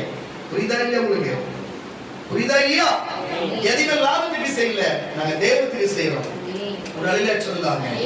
அப்ப கர்த்தருடைய பிள்ளைகளே, அப்போ பாருங்க, தேவன் ஒரு மனுஷனோடு இருந்தா, மனுஷன் தேவனோடு இருந்தா தீமை கூட நன்மையாய் மாறும் என்பதற்கு உதாரணம் யோசேப்பை பார்த்தோம். என் வாழ்க்கையிலும் அப்படிப்பட்ட உதாரணத்தை தேவன் செய்தார். அப்பொழுதுதான் நான் தெரிஞ்சு கொண்டேன், உண்மையாவே தேவன் என் பட்சத்திலும் இருக்கிறார் என்று சொல்லி. அல்லேலூயா. என் பட்சத்திலும் தேவன் இருக்கிறார் என்பதை அறிந்து கொள்ள வேதத்தின் வழி சான்றை நான் உங்களுக்கு சொல்லுகிறேன். கர்த்தருடைய பிள்ளைகளே, இது ஒரு காரியம். அப்போ தேவன் பாருங்க, தீர்க்கதரிசிகளை தேவன் ஏற்படுத்தி பாருங்க, தீர்க்கதரிசியை ஏற்படுத்தி அவர்களுக்கு ஒரு தேசம் என்று சொன்னால் தேசத்தில் இருக்கிற மக்களுக்கு ராஜாக்களுக்கும் தேவன் சொல்லுகிறார், பாருங்கப்பா இதெல்லாம் தீமை, இப்படிப்பட்ட காரியம் செய்யாத, இதெல்லாம் நன்மை, இப்படிப்பட்ட காரியத்தை செய். பாருங்க, எல்லாருக்கும் எல்லாம் தெரிந்து விடாது. இப்படி காரியத்தை செய்தா நீ நீ போரிலே வெற்றி பெறுவாய், நீ பல தேசங்களை பிடிப்பாய், உன் நாட்டு மக்களுக்கு நீ ஒரு பெரிய ராஜாவாகவும் நீ புண்ணியம் செய்த ஒரு மன்னனாகவும் நீ நல்லவனாகவும் இருப்பாய். ஆனா இப்படிப்பட்ட காரியத்தை நீ செய்யவில்லை என்று சொன்னா நீ தீமையை செய்கிறாய், தீமையை செய்த அழிவு உண்டாகும் என்று தீர்க்கதரிசிகளை கொண்டு, பரிசுத்தவான்களை கொண்டு, ஊழியக்காரர்களை கொண்டு தேவன் அந்நாட்களிலிருந்து இந்நாள் வரையும் பேசி வருகிறார். இந்நாள் வரை பேசி வருகிறார். அல்லேலூயா. வாசிக்க கேட்கிறார். தானியேலின் புஸ்தகம் 11ஆம் அதிகாரம். தானியேலின் புஸ்தகம் 11ஆம் அதிகாரம் 27ஆம் வசனத்தை வாசிக்க கேட்கலாம். தானியேல் தீர்க்கதரிசி புஸ்தகம் 11ஆம் அதிகாரம் 27ஆம் வசனம். சீக்கிரம். அந்த ரெண்டு ராஜாக்களின் இருதயமும், நல்லா கேட்டுங்க, அந்த ரெண்டு ராஜாக்களின் இருதயமும் தீமை செய்ய நினைக்கும், நல்லா கேட்டுங்க, தீமை செய்ய நினைக்கும், ஒரு பந்தியில் இருந்து போய் பேசுவார்கள். ஆனாலும் அது வாய்ப்பதில்லை. குறித்த காலத்துக்கு முடிவு இன்னும் நிறுத்தி வைக்கப்பட்டிருக்கும். அவன் மகா சத்தத்தோடு தன் தேசத்துக்கு திரும்பி தன் இருதயத்தை பரிசுத்த உடன்படிக்கைக்கு, நல்லா கேட்டுங்க, பரிசுத்த இந்த வேதம் கொடுக்கப்பட்ட உடன்படிக்கைக்கு விரோதமாக வைத்து, விரோதமா நல்லா புரிஞ்சு கொள்ளுங்க. அந்த நாட்களிலே மோசே கொண்டு நியாயப்பிரமாணத்தையும் உடன்படிக்கையும் தேவன் கொடுத்தார். அந்த உடன்படிக்கையும் நியாயப்பிரமாணத்தை மீறி நடக்கிறவனுக்கு என்னப்பா விரோதமாக வைத்து அதுக்கானதை செய்து தன் தேசத்துக்கு திரும்பி போவான். குறித்த காலத்திலே திரும்பவும் தென் தேசத்துக்கு வருவான். ஆனாலும் அவருடைய பின் நடவடிக்கை முன் நடவடிக்கை போல இருக்காது.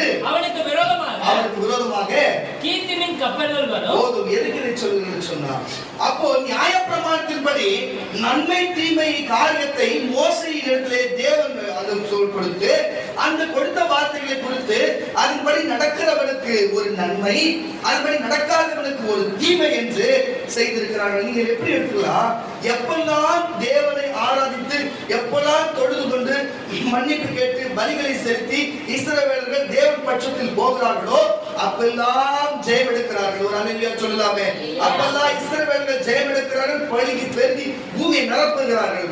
எப்பெல்லாம் அந்நிய தேவனை வழிபடுகிறதோ, அந்நிய தேவர்களுக்கு பலி செலுத்துகிறதோ, எப்பெல்லாம் தேவனை விட்டு விலகி போகிறதோ, எப்பெல்லாம் தீர்க்கதரிசி கொள்ளும் பொழுதோ, தீர்க்கதரிசி வார்த்தை கேளாது போகும் பொழுதோ தேவன் வாதையை அனுப்புகிறார், தேவன் பஞ்சத்தை அனுப்புகிறார்.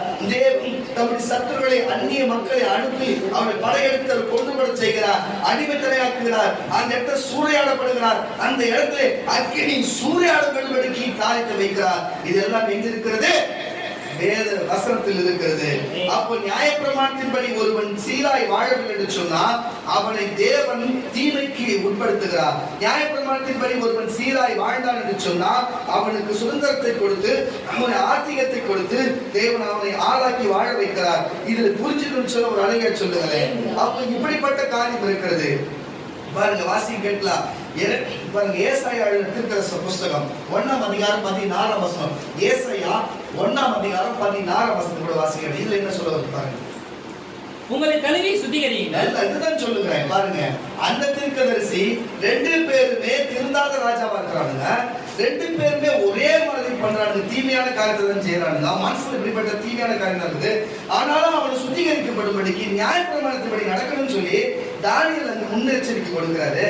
இங்க ஏசாயா தீர்க்கதரிசி என்ன சொல்றாரு பாருங்க, வாசிப்பா. உங்களை கழுவி சுத்திகரியுங்கள். அந்த ஜனங்களை பார்த்து சொல்லுகிறாரு, அப்பா நீங்கள் உங்களை கழுவி சுத்திகரிங்க. உங்கள் கிரியைகளின் பொல்லாப்பை, நீங்க இவ்வளவு நாளா செஞ்ச காரியத்தின் நிமித்தம் பொல்லாப்பை என் கண்களுக்கு மறைவாக அகற்றிவிட்டு, அதை சுத்திக்கு போட்டு தீமை செய்தலை விட்டு ஓயுங்கள். என்னப்பா தீமை செய்தலை விட்டு, என்னப்பா தீமை செய்தலை விட்டு, நன்மை தீமை தரப்பின தீமை பேசுகிறோம். அப்போ தீமை செய்கிறதை விட்டு ஓயுங்கள். அப்போ தீமை செய்கிறதை விட்டுட்டா தேவன் அவங்களுக்கு நன்மை செல்லவர். சரி, கொஞ்சம் வாசி என்ன சொல்றாரு பார்க்கலாம். நன்மை செய்ய படியுங்கள். நன்மை செய்ய எங்கிருந்து படிக்கணும்? படிக்கிறது எங்கிருந்து படிக்கணும்? நன்மை செய்ய படியுங்கள். நியாயத்தை தேடுங்கள். நியாயத்தை எங்கிருந்து? நியாயத்தை தேடுங்கள். ஒடுக்கப்பட்டவனை ஆதரித்து, திக்கற்ற பிள்ளையின் நியாயத்தையும் விதவையின் வழக்கையும் விசாரியுங்கள். வழக்காடுவோம் வாருங்கள் என்று கர்த்தர் சொல்லுகிறார். இதுல இருந்து என்ன புரியுதுன்னா, எங்க இருந்து நீ தெரிஞ்சுப்ப, எங்க இருந்து ஒரு நன்மை தீமை தெரிஞ்சுப்ப? வேத வசனத்தை தெரிஞ்சுப்ப, மோசே கொடுத்த நியாய பிரமாணத்தை தெரிஞ்சுப்ப, அந்த உபச்சட்டத்தை தான் தெரிஞ்சுப்ப, அந்த சட்டத்திட்டத்தை தான் தெரிஞ்சுப்ப, உடன்படிக்கைகளை தெரிஞ்சுப்ப. அதை தெரியாத படிக்காம இருந்தீனா நீ தவறுதான் செய்வ. அவனுக்கு தனிப்பட்ட விதமாக நாம் செய்கிறது சரி என்றுதான் தோணும். அவனுக்கு அவன் செய்கிறது நியாயம் தான் தோணும். அவனுக்குள்ள இருந்து பார்த்தா அது நியாயம் தான், நான் இல்லைன்னு சொல்ல வரல. ஒருவன் அவன் அடிச்சிருப்பான், இல்ல அவன் குடும்பத்தை திட்டிருப்பான், அந்த கோபத்துல கத்தியில குத்திருப்பான், குத்துப்பட்டவன் செத்துருப்பான். ஆனா அவன் இடத்துல பார்த்தா நான் சுமாரா இருந்தேன், என் குடும்பத்து மேல இருந்தா உங்களுக்கு வந்த, என் குடும்பத்தை எதிர கை வச்ச, அந்த கோபத்தை செஞ்ச சொல்ல ஆமா அவரே அவனுடைய இடத்துல பார்த்தா நியாயம்தான், நியாயம்தான் இல்லைன்னு சொல்ல வரல. ஆனா வேதம் என்ன சொல்லுகிறது? ஒருவன் ஒரு கணத்தில், ஒருவன் வலது கணத்தில் அடைந்தால் மறு கணத்தை கொடு என்று சொல்லுகிறது. அல்லேலூயா. ஆனால் சட்டம் என்ன சொல்லுகிறது? நீங்கள் ஏதாவது இருந்தால் நீங்கள் வந்து போலீஸ் இடத்துல கம்ப்ளைண்ட் செய்யணும். போலீஸ் வந்து அதை கேட்க, போலீஸ் அடிக்கலாம் நீ அடிக்க கூடாது, போலீஸ் இருக்கலாம் நீ திட்ட கூடாது. அப்படி போலீஸும் கேட்கலாம், நீ வழக்கறிஞரை பார்த்து ஒரு கேஸ் போடணும். அவங்க நியாய நீதிபதிகள் அதை பார்த்து அவர்களுக்கு கொடுக்க வேண்டிய விசாரணை செய்து கொடுக்க வேண்டிய தண்டனை தக்க தண்டனை கொடுப்பார்கள். இன்னும் ஒண்ணு கொஞ்சம் தாமதம் உண்டாகும். நீ கொடுத்த அந்த நேரத்தில் கொடுத்து விடுவது தண்டனை, அவர்கள் கொடுத்த கொஞ்சம் தாமதமாய் தண்டனை கொடுப்பார்கள். ஆக முதல்ல அவர் செய்யற தண்டனை பூமியில் உண்டாகிடும், அதுல எந்த மாற்றமும் தெரியல. ஆனால் நீ பாருங்க, அவனை கொண்டு போயிட்டு அவன் செத்து போகிறான். அது ஒரு உலகத்தின்படி பாருங்க, அவன் 7 வருஷம் தண்டனை அனுபவிச்சாலும் தேவனுடைய பார்வையின்படி அது பாவம். புரியுதா? நரகத்துக்கு தான் போகணும். புரிஞ்சுதா உங்களுக்கு? அப்ப ரெண்டு பூமியும் வாழ முடியாத, பரலோகத்துக்கும் வாழ முடியாத, நரகத்துக்கு போற காரியத்தை நம்ம எதுக்கு செய்யணும்? இதுன்றது இல்ல, எல்லாமே அப்படிப்பட்ட காரியமா இருக்கு. இன்னும் உங்களுக்கு பாயிண்ட்டுக்கு நான் வரல. பாருங்க, இந்த நியாயப்பிரமாணம் சொல்லி பார்த்திருந்தனே, அதுல மோசே சொன்னார் சொல்லியிருந்தனே, அதுல என்ன சொல்லியிருந்தா, ஒரு நான் இருக்குன்னு சொன்னா, நான் ஒருவனோட வழக்காடி சண்டை போட்டு ஒரு கண்ணை குத்திட்டேன்னா மூப்பர்களை வச்சு அவன் என் கண்ணை குத்தணும். புரியுதா? கண்ணுக்கு கண்ணு. நான் அடிக்கும் போது ஒரு பல்லு வச்சுனா பல்லுக்கு பல்லு. அவங்க வீட்டுல ஒரு அடிமைக்கு நான் என்ன செஞ்சுட்டேன்னா, அவங்க வீட்டு அடிமையை அவங்க விடுதலை பண்ணிடணும். புரியுதா இல்லையா உங்களுக்கு? என் அடிமைக்கு நான் அடிக்கும் போது கண்ணு போச்சுன்னா அதை வந்து கேஸ் கொடுத்தாங்கன்னா நான் அந்த அடிமையை விடுதலை பண்ணிடணும். புரியுதா இல்லையா உங்களுக்கு? இப்படிப்பட்ட சட்டம் எங்க இருக்குது? வேதத்திலே பழைய ஏற்பாட்டில் இருக்கிறது. ஒருத்தர் கண்ணை குத்துனா அவன் கண்ணை குத்துறான், ஒருத்தர் கத்தியில குத்துனா கத்தியில குத்துறான், வெட்டினா பல்லுக்கு பல்லு, ரத்தத்துக்கு ரத்தம், குத்துக்கு குத்து, வெட்டுக்கு வெட்டு என்று சொல்லப்படுகிற இப்படிப்பட்ட பிரமாணம் இருந்தது. ஆனா தேவனாகிய இயேசு கிறிஸ்து அந்த பிரமாணத்தை மாற்றினார். அல்லேலூயா.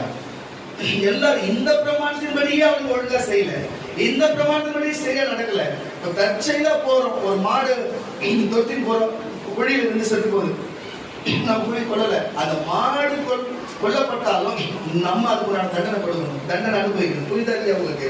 ஆடை கொன்றாலும் மாடை கொன்றாலும் மனுஷனை கொன்றாலும் ஒரு மாசமாக எட்டி உதைத்து அவங்க கலாதியாக எதாவது செய்தாலும் சரி, அதுக்குண்டான தண்டனை அந்த நேரத்திலே பதில் கொடுக்கப்படும். அல்லேலூயா. இப்படிப்பட்ட சட்டம் தான் இஸ்ரவேலிலே யூதர்கள் மத்தியிலே இன்னைக்கும் பழைய ஏற்பாட்டு காலத்திலே இந்த சட்டத்திட்டம் தான் இருந்தது. தேவன் இயேசு கிறிஸ்து இந்த பூலோகத்தில் அவதரித்து இப்படிப்பட்ட சட்டத்திட்டத்தை கர்த்தர் மாற்றினார். அல்லேலூயா. இன்னைக்கு அந்த சட்டத்திட்டம் இருந்ததுன்னா இன்னைக்கு இந்த சபையில நம்மளால ஒன்றாவே பார்க்க மாட்டோம். நான் உனக்கு செய்த காரியத்துக்கு நீ என்ன கொள்ள, நீ செய்த காரியத்துக்கு நான் உன்னை கொள்ள சபையே இருக்க மாட்டாங்க. அப்ப உலகத்துல யார் இருந்திருப்பா? நீங்க தான் சொல்லுங்க, ஒரு அழகா சொல்லுங்க. உலகத்துல எந்த மனுஷன் இருப்பான்? கிறிஸ்தவ சபைக்குள்ள இப்படிப்பட்ட காரியம் பண்ணி சொன்னா அப்ப வெளியில உலகம் எப்படி வாழும்? அவங்க அப்பாவை கொண்டா புள்ள கொள்ளும், புள்ள கொண்டா அப்பா கொள்ளும், சன்னதியே இல்லாத போயிருக்கோம். இப்படிப்பட்ட காரியம் வந்துடக்கூடாது. உலகத்துல மனித இனமே அழிஞ்சிடும் என்று தேவன் அறிந்துதான் அந்த காரியத்தை மாற்றி, இதுவே பழைய ஏற்பாடுல ஒருவன் ஒரு கணத்துல அழிஞ்சுட்டான்னு வச்சுக்கலேன், கணத்துல அடிப்பட்டவன் அடிச்சவன் அறையணுமா இல்லையா? எப்படி அறிவு பல்லு உடைஞ்சு அதே பல்லு உடைக்கணுமா இல்லையா? கண்ணுல குத்தப்பட்ட அவன் கண்ணு குத்திக்கு இன்னொரு கண்ணு குழப்பமா இல்லையா? அப்படித்தானே வேதம் சொல்லுகிறது, அப்படித்தானே சொல்லப்பட்டிருக்கிறது. அதே வம்சத்தில் பிறந்த அதே இயேசு கிறிஸ்து என்ன சொன்னாரு? ஒருவன் வலது கண்ணத்தில் இருந்தா அவனுக்கு மறு கண்ணத்தையும் கொடு, தீமைக்கு தீமை பதில் இல்லைன்னு. தீமைக்கு தீமை பதில் இல்லை. ஆனா நியாயப்பிரமாணத்துல ஒருவர் தீமை செய்தால் அவனுக்கு மறுபடியும் தீமை செய்ய இருக்கிறது. ஆனா இயேசு வந்து அந்த சிஸ்டத்தை மாத்துறார், அந்த சட்டத்தை மாத்துறார். அதனால இயேசுவே அவங்க மாற்றணும்னு நினைச்சாங்க. இயேசுவை இல்லாதபடி இன்னும் செய்தாங்க, செஞ்சு முடிச்சாங்க. ஆனாலும் இயேசு பரமேறி போனாலும் சரி, அவருடைய வார்த்தை இந்த புஸ்தகத்தில் இருக்கிறது. அதை நமக்கு கொடுத்து விட்டு போனார். அது இன்னைக்கு என் இருதயத்தில் இருக்கிறது, வந்திருக்கிற ஒவ்வொரு இருதயத்தில் இருக்கிறது. இந்த வசனம் இல்லைனாலும், இந்த பைபிள் இல்லைனாலும் உள்ளுக்குள்ள இருக்கிறது நம்ம வாழ்க்கையை தெரிய செய்யும் என்பதை மட்டும் புரிஞ்சு கொள்வது கர்த்தருடைய பிள்ளைகளே.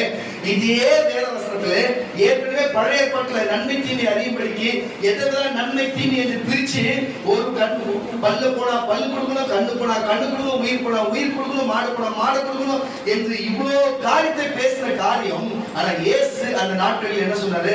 தீமைக்கு தீமை சரி கட்டக்கூடாது என்று சொன்னார். எவ்வளவு பெரிய நல்ல தெய்வம் பாருங்க. கண்ணு கட்சி வரலையா சொல்லுவாங்க.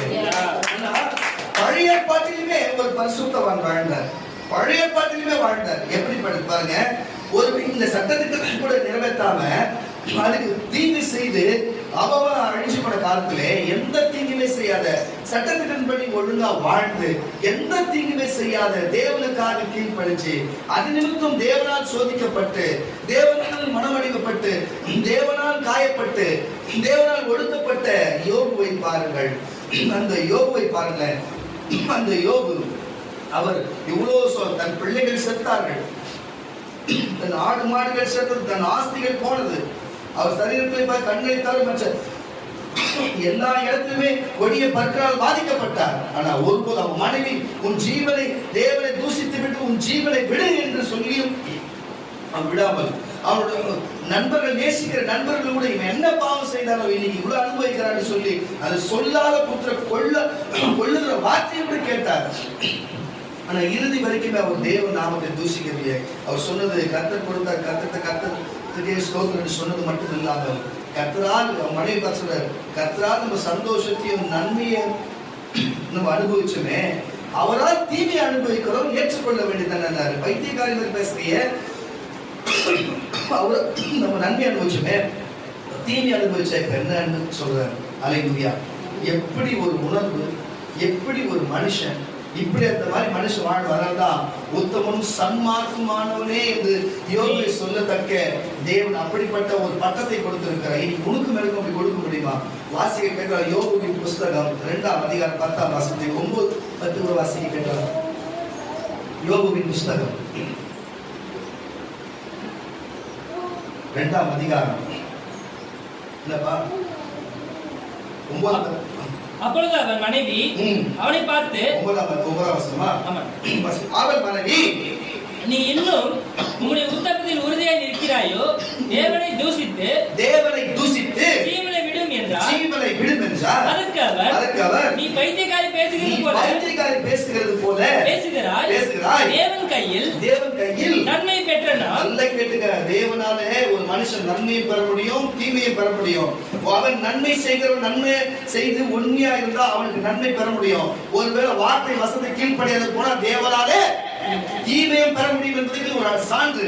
ஆனால் உண்மையா ரொம்ப பரிசுத்தமா வாழ்கிறது தீமையை உண்டாகும். ஆனா இறுதியிலே முடிவு சந்தோஷம் தான். வாசிக்க கேட்கலாம். தேவன் கையிலே நன்மை பெற்ற நாம் தீமையை பெற வேண்டாமா? இவைகள் எல்லாவற்றையும் யோபு தன் உதடுகளினால் கூட பாவம் செய்ததை, உதடுகளினால் கூட யோபு செஞ்சிட்டார் கூட சொல்லாம, யோபு 3 சிநேகிதனாகிய தேவனாகிய எப்சிபாவும் சூனியக்காரனாகிய பில்தாசும் நாகமானாகிய செப்பாலும் யோபுக்கு நேரிட்ட தீமைகள் யாவும் கேள்விப்பட்ட பொழுது அவனுக்காக பரிதபிக்கவும் அவனுக்கு ஆறுதல் சொல்லவும் ஒருவர் யோசனை பண்ணி கொண்டு அவரவர் தங்களது ஸ்தலங்களில் இருந்து வந்தார்கள். அவர்கள் தூரத்தில் இருந்து வருகையில் தங்கள் கண்களை ஏறெடுத்து பார்த்தபோது அவன் உருத்தெரியாமல் சத்தமிட்டு அழுது அவரவர் தங்கள் சால்வை கிழித்து வானத்தை பார்த்து அவனுடைய நண்பர்கள் பார்த்து கண்டுபிடும்படிக்கு பிறகு என்ன சொல்லுகிறார்கள்?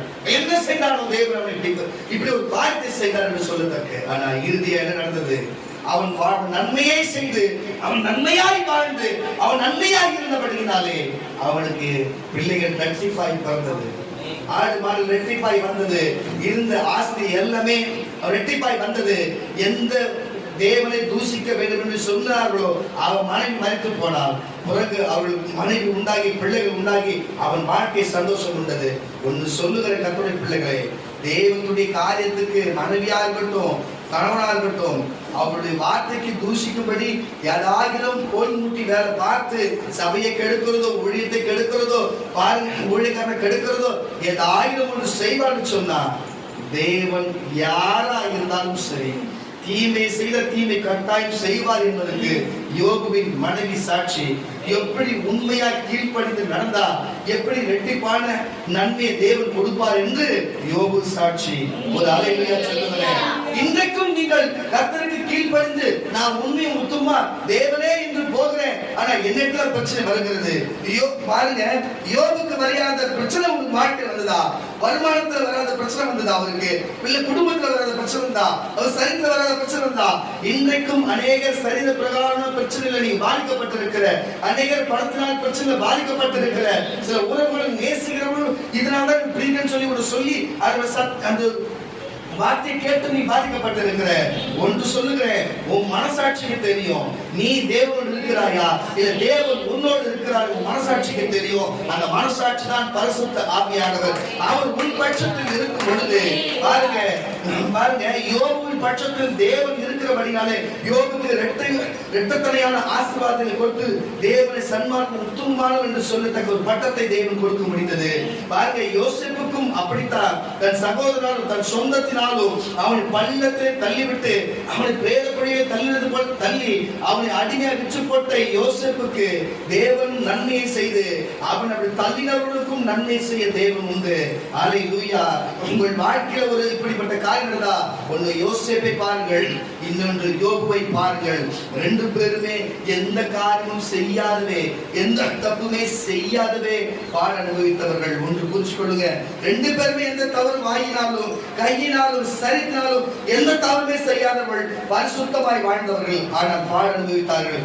இறுதியிலே ராஜாவுக்கு அடுத்தபடி அவர் வாழ்ந்தார். இங்கு வைத்திருக்கிற ஆஸ்தியை கட்டம் இரட்டிப்பான ஆஸ்தியை வைத்து இன்றைக்கும் யோபுவின் கல்லறை இருக்கிறது. யோபுவின் கல்லறையில் போய் இன்றைக்கும் தரிசித்து இன்றைக்கு இஸ்லாமியர்களோ இன்றைக்கும் யூதர்களோ அநேக கிறிஸ்தவர்களும் போய் அதை பார்த்து வழிபட்டு வருகிற போல ஒரு சூழ்நிலை இருக்கிறது சொன்னா, அன்றைக்கு தேவனுக்கு அவன் உத்தமமாய் வாழ்ந்தனால இன்றைக்கும் அவன் நன்மை அவனுக்குள்ள இருக்கிற தேவனுடைய நன்மை அவனுக்குள்ள இருக்கிறனால இன்றைக்கும் அவன் அடக்கம் பண்ணி வைத்த இடத்தை பார்க்க ஜனங்கள் போகிறார்கள். புரிஞ்சு கொள்ளுங்க, அது அழியாத இருக்கிறது. பாருங்க கர்த்தருடைய பிள்ளைகளே, நான் சொல்லுகிற ஒருத்தன் நன்மை செய்தான், அவனை அடக்கம் பண்ணி வச்ச இடத்துல ஒன்று தோண்டி கொண்டு போய் அவனை கொண்டு போய் எங்க விடுவாங்க? தோண்டு கொண்டு போய் அவன் ஆசைப்பட்ட இடத்துல கொண்டு போய் வச்சிருப்பாங்க. இல்லை என்று சொன்னா அவன் எந்த இடத்துல இருக்கு அடக்கம் பண்ணி வச்சிருக்காங்க அந்த இடத்துல ஜனங்களுக்கு போய் சேரும். ஆமா, நான் ஒரு அழகிய சொல்லுவேன்.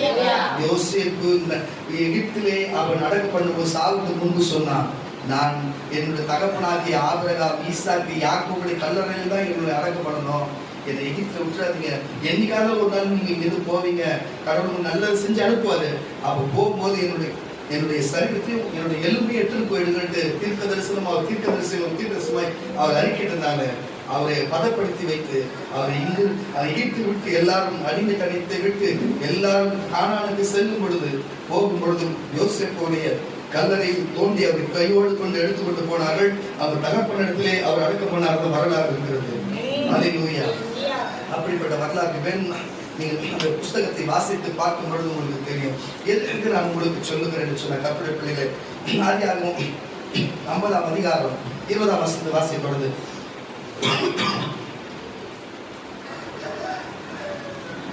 ஆதியாகமம் 50:20 சீக்கிரம். நீங்கள் எனக்கு தீமை செய்ய நினைத்தீர்கள், தேவனோ எத்தனாம் வசனம் இது? 22 கொஞ்சம் வாசி. யோசேப்பு அவன் தகப்பன் குடும்பத்தாரும் பாருங்க, யோசேப்பு தன் தகப்பன் குடும்பத்தாரும் எகிப்திலே குடியிருந்தார்கள். யோசேப்பு 110 வருஷம் உயிரோடு இருந்தான். 10 வருஷம் உயிரோடு இருந்து யோசேப்பு எப்ராயிமுக்கு பிறந்த 3ஆம் தலைமுறை பிள்ளைகளையும் கண்டான். மோசே குமாரனாகிய மாதிரியின் பிள்ளைகளும் மோசேயின் மடியிலே வளர்க்கப்பட்டார்கள். யோசேப்பு தன் சகோதரனை நோக்கி, நான் மரணமடைய போகிறேன், நான் மரணமடைய போகிறேன், ஆனாலும் என் தேவன் உங்களை நிச்சயமாய் சந்தித்து நீங்கள் இந்த தேசத்தை விட்டு நாம் ஆபிரகாமுக்கும் ஈசாக்குக்கும் யாக்கோபுக்கும் யாக்கோபுக்கும் ஆணையிட்டு கொடுத்திருக்கிற தேசத்துக்கு போக பண்ணுவார் என்று சொன்னதும் அன்றி தேவன் உங்களை சந்திக்கும் போது என் எலும்புகளையும் பாருங்க, தீர்க்கதரிசி சாவறதுக்கு முன்னாடி சொல்றாரு, என் எலும்புகளையும் இவ்விடத்திலிருந்து கொண்டு போவீர்களாக என்று சொல்லி யோசேப்பு இஸ்ரவேலின் புத்திரரிடத்திலே ஆணையிட்டு விடுத்துக் கொண்டார். ஹல்லேலூயா. இப்படிப்பட்ட காரியத்தை அதுதான் சொல்லுது. இன்றைக்கும் யோசேப்பின் கல்லறை இருக்கிறது, அவர் பயன்படுத்தின பொருட்கள் இருக்கிறது, இன்றைக்கும் இருக்கிறது. நான் சொல்லுகிறேன் கர்த்தருடைய பிள்ளைகளே, அப்ப பாருங்க, ஒரு மனுஷன் நன்மையாய் வாழ்ந்தா அந்த நன்மை செய்தவன் மேலே தேவனுடைய அனுகிரகம் எப்பொழுதும் இருக்கும். அப்ப நன்மையா இருந்தா அவன் சடலத்தில் இருந்தாலும் அவன் தேடி போக ஜனம் இருக்கும், சடலத்தில் கொண்டு போய் அவன் சேர வேண்டிய இடத்துல போய் சேர்க்கப்படும். இன்றைக்கு நான் சொல்லுகிறேன் கர்த்தருடைய பிள்ளைகளே, அதே போலதான் இன்றைக்கும் அப்படிப்பட்ட ஒரு காரியத்தை சொல்லுகிறேன். அதே போல யோபு கல்லறையும் பார்க்க இன்றைக்கு ஒரு லட்சம் மக்கள் ஒவ்வொரு நாள் திரண்டு அது போய் பார்க்கிறது அவசியமாக இருக்கிறது. ஏன்னா அவர்கள் நன்மையை செய்தார்கள், நன்மையை காரியத்தை செய்தால் தேவன் அவர்கள் நன்மையோடு இருந்தார். ஹல்லேலூயா. இந்த பூமியில தீமை செய்தார்களா இல்லை எனக்கு தெரியல, ஆனா ஏழை மக்களுக்கு நன்மை செய்த ஒரே ஒருவர் இந்த தமிழ்நாட்டில் இருந்த முன்னாள் முதலமைச்சர் எம்.ஜி. ராமச்சந்திரன் அவர்கள். ஆனா இன்றைக்கும் அநேக முன்பு வயது சரி, இன்னைக்கு அப்படிப்பட்ட ஆளா இருக்க மாட்டாங்க. அவர் இன்னும் உங்களோட இருக்கிறாரு. அவர் கட்டின வாட்சி எனக்கு டிக் டிக்னு கேட்குதுன்னு சொல்லி, ஏன்னா அவர் கட்டினது ஆட்டோமேட்டிக் வாட்சி. அவருக்கு ஆட்டோமேட்டிக் வாட்சின்றதுனால அவர் சரீரத்துல சூடு இருக்கும் பொழுதெல்லாம் பாத்தீங்கன்னா அது ஓடும். ஆனா அவங்க சொல்றது தவறு கிடையாது. அப்போ சூடு உடம்புல இருக்குது அவருக்கு, அந்த சூடுனால அந்த வாட்சி ஓடுனாரு. பேட்டரி வாட்சி கிடையாது. நான் சொல்ல புரியுதா? அதை அவங்க நம்புறாங்க அப்படி. ஏன்னா ஆட்டோமேட்டிக் வாட்சி வந்து உடம்போட சூட்டுல தான் இருக்கும். கிலோமீட்டர் இருக்கும் ஆட்டோமேட்டிக் வாட்சி. எதுக்கு சொல்றேன்னா, அந்த ஆட்டோமேட்டிக் வாட்சி கட்டினா உடம்புல சூட வச்சு அது ஓடும். ஒரு வாட்டி கீ கொடுத்துட்டா அப்ப அவங்க டிக் டிக்னு கேட்குதுன்னா உயிர் இருக்குன்றாங்க அவங்க நம்பிக்கை. எதுக்கு சொல்றா, இன்னைக்கும் அந்த அந்த அடக்கம் பண்ண இடத்தை போய் பார்க்கிறாங்கன்னு சொன்னா உண்மையாவே ஏதோ நன்மை செய்தது. உலக மனுஷனா இருக்கட்டும், தேவ மனுஷனா இருக்கட்டும், நன்மை செய்கிறது தேவ விருப்பம். நன்மை செய்கிறவன் தேவனால் அறியப்பட்டிருக்கிறார், நன்மை செய்கிறவன் தேவனால் தெரிந்து கொள்ளப்பட்டிருக்கிறார். அது யாரா இருந்தா இருக்கட்டும், இந்த உலகத்தில் படைச்ச எல்லாமே தேவனுடைய படைப்பு தான். எல்லாமே தேவனால் உண்டாக்கினார். புரியுதா? நன்மை செய்கிறவன் தேவன் அவன் உச்சத்தில் இருப்பார். அதுதான் உண்மை. ஹல்லேலூயா. அப்ப இதுல இருந்து என்ன புரிகிறது? வாழ்க்கையில கர்த்தருடைய பிள்ளைகளே, ஒண்ணு நீ தேவன் பட்சத்துல போய் இரு, இல்லைன்னா தேவன் உன் பட்சத்தில் நடந்துக்கோ. இந்த ரெண்டு காரியத்தை செய்கிறதை நீ எப்படி அறிந்து கொள்வாய்? கர்த்தருடைய பிள்ளையே, நீ எப்படி அறிந்து கொள்வாய்? நான் யாரா கேட்கலாமா? பாஸ்டர் விக்கி கேட்கிறேன். ரெண்டு காரியத்தை செய்யணும்னா நம்ம என்ன பண்ணணும், அது எப்படி நம்ம தெரிஞ்சு கொள்றது? நீங்க நான் உங்களுக்கு கேட்கறேன், அதுக்கு பதில் சொல்லுங்க. சொல்லுப்பா. இருக்கா? அது எல்லாமே பொதுடா. அது ஒரு பாயிண்ட் இருக்குது. சொல்லு, நீ சொல்றது கேட்டுதான் அது ஒரு பாயிண்ட் இருக்குது. சொல்றது கேட்டு நடந்தா சரி. பியூலா நீ சொல்லுமா? இல்ல சொல்லு.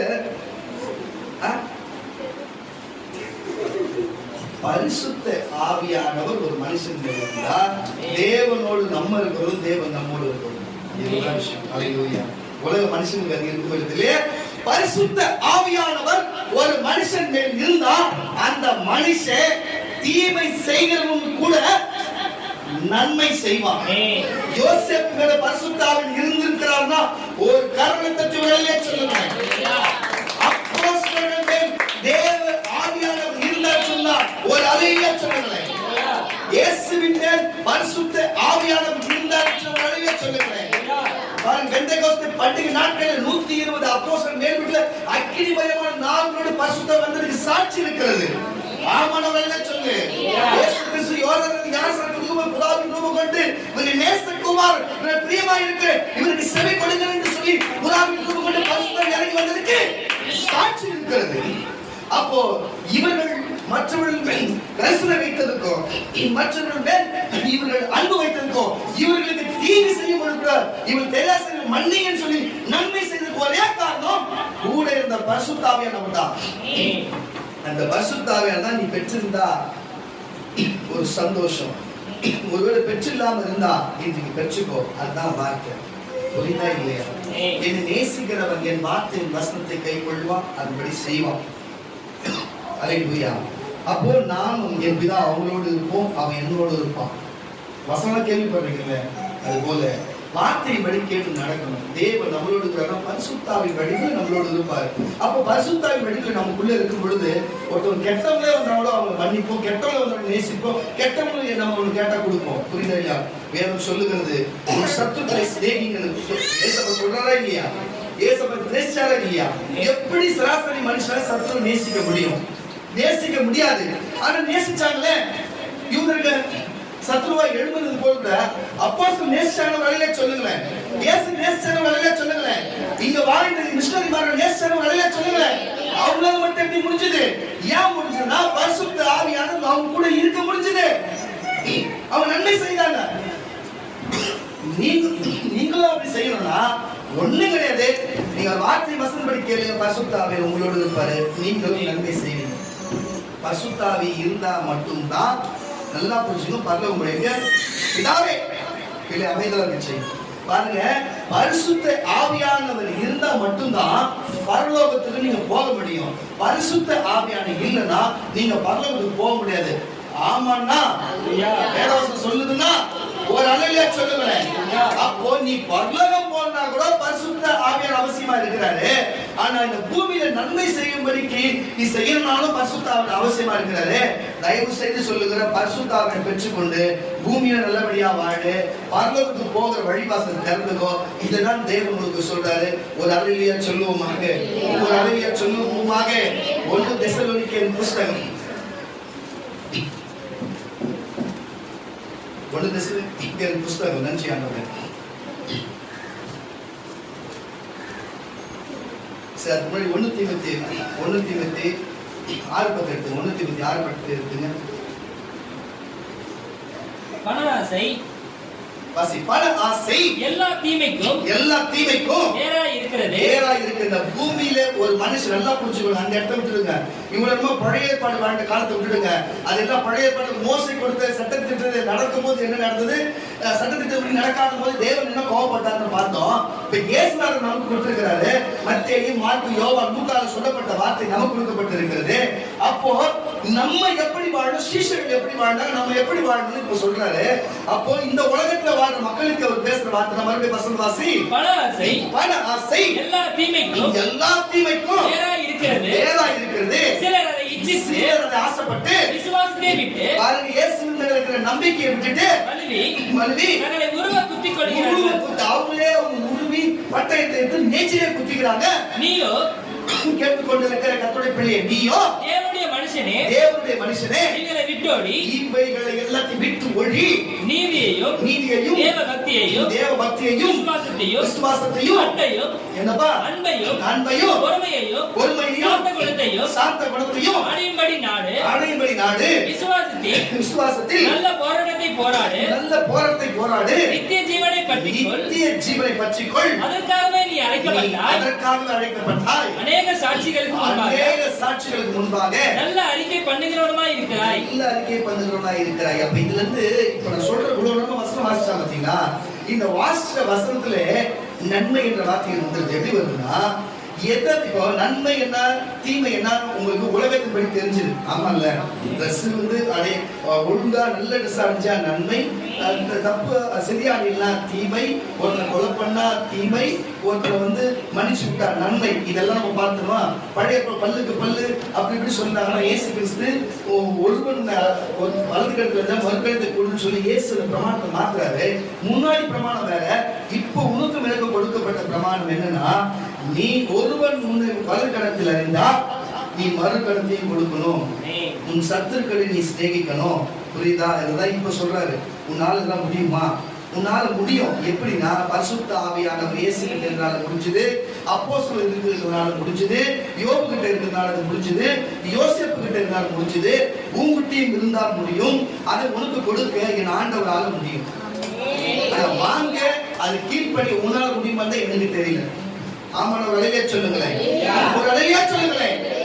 மறுபடியும் வசனம் வாசியா. பண ஆசை எல்லா தீமைக்கும் வேறாய் இருக்கிறது. சிலர் அதை இச்சித்து பாருங்க, ஒரு குறிப்பிட்ட காரியத்துக்கு ஆசைப்படுறதே தீமை. நல்லா கொஞ்சம் எல்லாம் நோட் பண்ணிடலாம். பாயிண்ட் இச்சித்து விசுவாசத்தை விட்டு வழுவி விசுவாசத்தை விட்டு போன தீமைதான் தங்களை உருவ குத்தி கொள்கிறார்கள். நீயோ தேவனுடைய மனுஷனே இவர்களை விட்டோடி. அப்போ அது கடைபிடிச்சிருந்தா அது தீமை, அதை விட்டு ஒழிச்சா நன்மை. விட்டோடி இவைகளை நீதியையும் தேவ பக்தியையும், நல்லா கேட்டுங்க, தேவ பக்தியை நீதியையும் விசுவாசத்தையும் அன்பையும் பொறுமையையும் சாந்த குணத்தையும் அடையும்படி நாடு. இது எல்லாமே நன்மையில வருது. புரியுதா? இவ்வளவு வாசல் எல்லாமே நன்மையில வருது. இதெல்லாம் நீ அடையும்படி நாடு. விசுவாசத்தில் நல்ல போராட்டத்தை போராடு. நல்ல போராட்டத்தை எப்படியோ போராடால், யோசேப்பு போராடால், இயேசு எப்படி போராடால், பவுல் எப்படி போராட்டத்தை போராடு. நித்திய ஜீவனை பற்றிக்கோ. அதற்காகவே நீ அழைக்கப்பட்டாய். அநேக சாட்சிகளுக்கு முன்பாக நல்ல அறிக்கை பண்ணுகிறவனுமாய் இருக்கிறாய். நம்முடைய கர்த்தராகிய இயேசு கிறிஸ்து பிரசன்னமாகும் வரைக்கும் நீ இந்த கற்பனையை, இந்த வேத வசன கற்பனையை மாசு இல்லாமலும் குற்றம் இல்லாமலும் கைக்கொள்ளும்படிக்கு இது அப்படியே நீ உனக்குள்ள வைத்து கைக்கொள்ளும்படிக்கு எல்லாவற்றையும் உயிரோடு இருக்க செய்கிற தேவனுடைய சன்னிதானத்திலையும் பொந்தி பிலாத்துவின் முன்னின்று நல்ல அறிக்கையை சாட்சியாக விளங்க பண்ணின கிறிஸ்து இயேசுவினுடைய சன்னிதானத்திலே உனக்கு கட்டளை இருக்கிறேன். இது தேவனுடைய சன்னிதானம். இங்கிருந்து நான் அப்போஸ்தலனாகிய பவுலுடைய ஆவியை கொண்டு இன்றைக்கு இந்த வார்த்தையை உங்களுக்கு கொடுக்கிறேன். கர்த்தருடைய பிள்ளைகளே, எது நன்மை, எந்தெந்த பண ஆசைக்கு தான் இந்த பாருங்க, நான் தர்மம் பண்றேன்னு சொன்னா அது பணம் கொடுத்தா 10 லாபம் வருதா? தர்மத்திலேயே போவாது. போவோம், தர்மத்திலே போகுது. கொடுத்தா நீ வச்சுக்கொண்டு கொடுத்துதான் தர்மத்துல போகும். புரிகிறதா இல்லையா? கடன் கொடுத்துட்டு தர்மத்துல வராது. புரியுதா இல்லையா? சும்மா கொடுத்துதான் தர்மத்துல வரும். புரிஞ்சுக்கணும் தயவு செய்து எல்லாருமே. அல்லேலூயா. அதனால தயவு செய்து சொல்லுகிறேன் உங்களுக்கு, இப்ப சொல்லப்பட்ட வார்த்தையின்படி நீங்க நடப்பீங்க என்று சொன்னா நீங்க நித்திய ஜீவ சுதந்திரத்துக் கொள்ளுகிறவர்களாக இருப்பீங்க. தேவனுடைய பரிசுத்த ஆவியானவர் உங்களுக்குள்ள இருப்பாரு. நன்மை தீமை எது என்பதை உங்களுக்கு அறிவித்து உங்களை வழி நடத்த வல்லவராய் இருப்பாரு. அப்படியே வாசிக்க கேட்கலாம். 1 பேதுருவின் புஸ்தகம் 3ஆம் அதிகாரம் 1 பேதுருவின் புஸ்தகம் 3ஆம் அதிகாரம் 9ஆம் வசனத்தை வாசிக்க கேட்கலாம். தீமைக்கு தீமையையும் நீ எடுத்துருமா. 1 பேதுருவின் புஸ்தகம் 3ஆம் அதிகாரம் 9 இருந்து 13 வரையும் வாசிக்க, 17 வரையும் வாசிக்க வேண்டியதுமா. நீ வாசி விக்கி. நீ 1 தெசலோனிக்கர் புஸ்தகம் எடுத்துக்கலாம். 1 தெசலோனிக்கர். நன்றி ஆவியானவரே, நன்றி சிலுவையின் பரிசுத்தம், நன்றி 1 தெசலோனிக்கர் புஸ்தகம்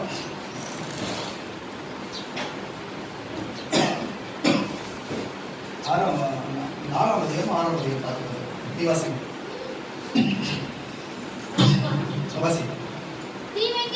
நல்லா கேட்டுங்க. இதுல நிறைய பாயிண்ட் வரும் பாருங்க. இவ்வளவு நேரம் நான் சொன்னேன் எல்லாத்தையும்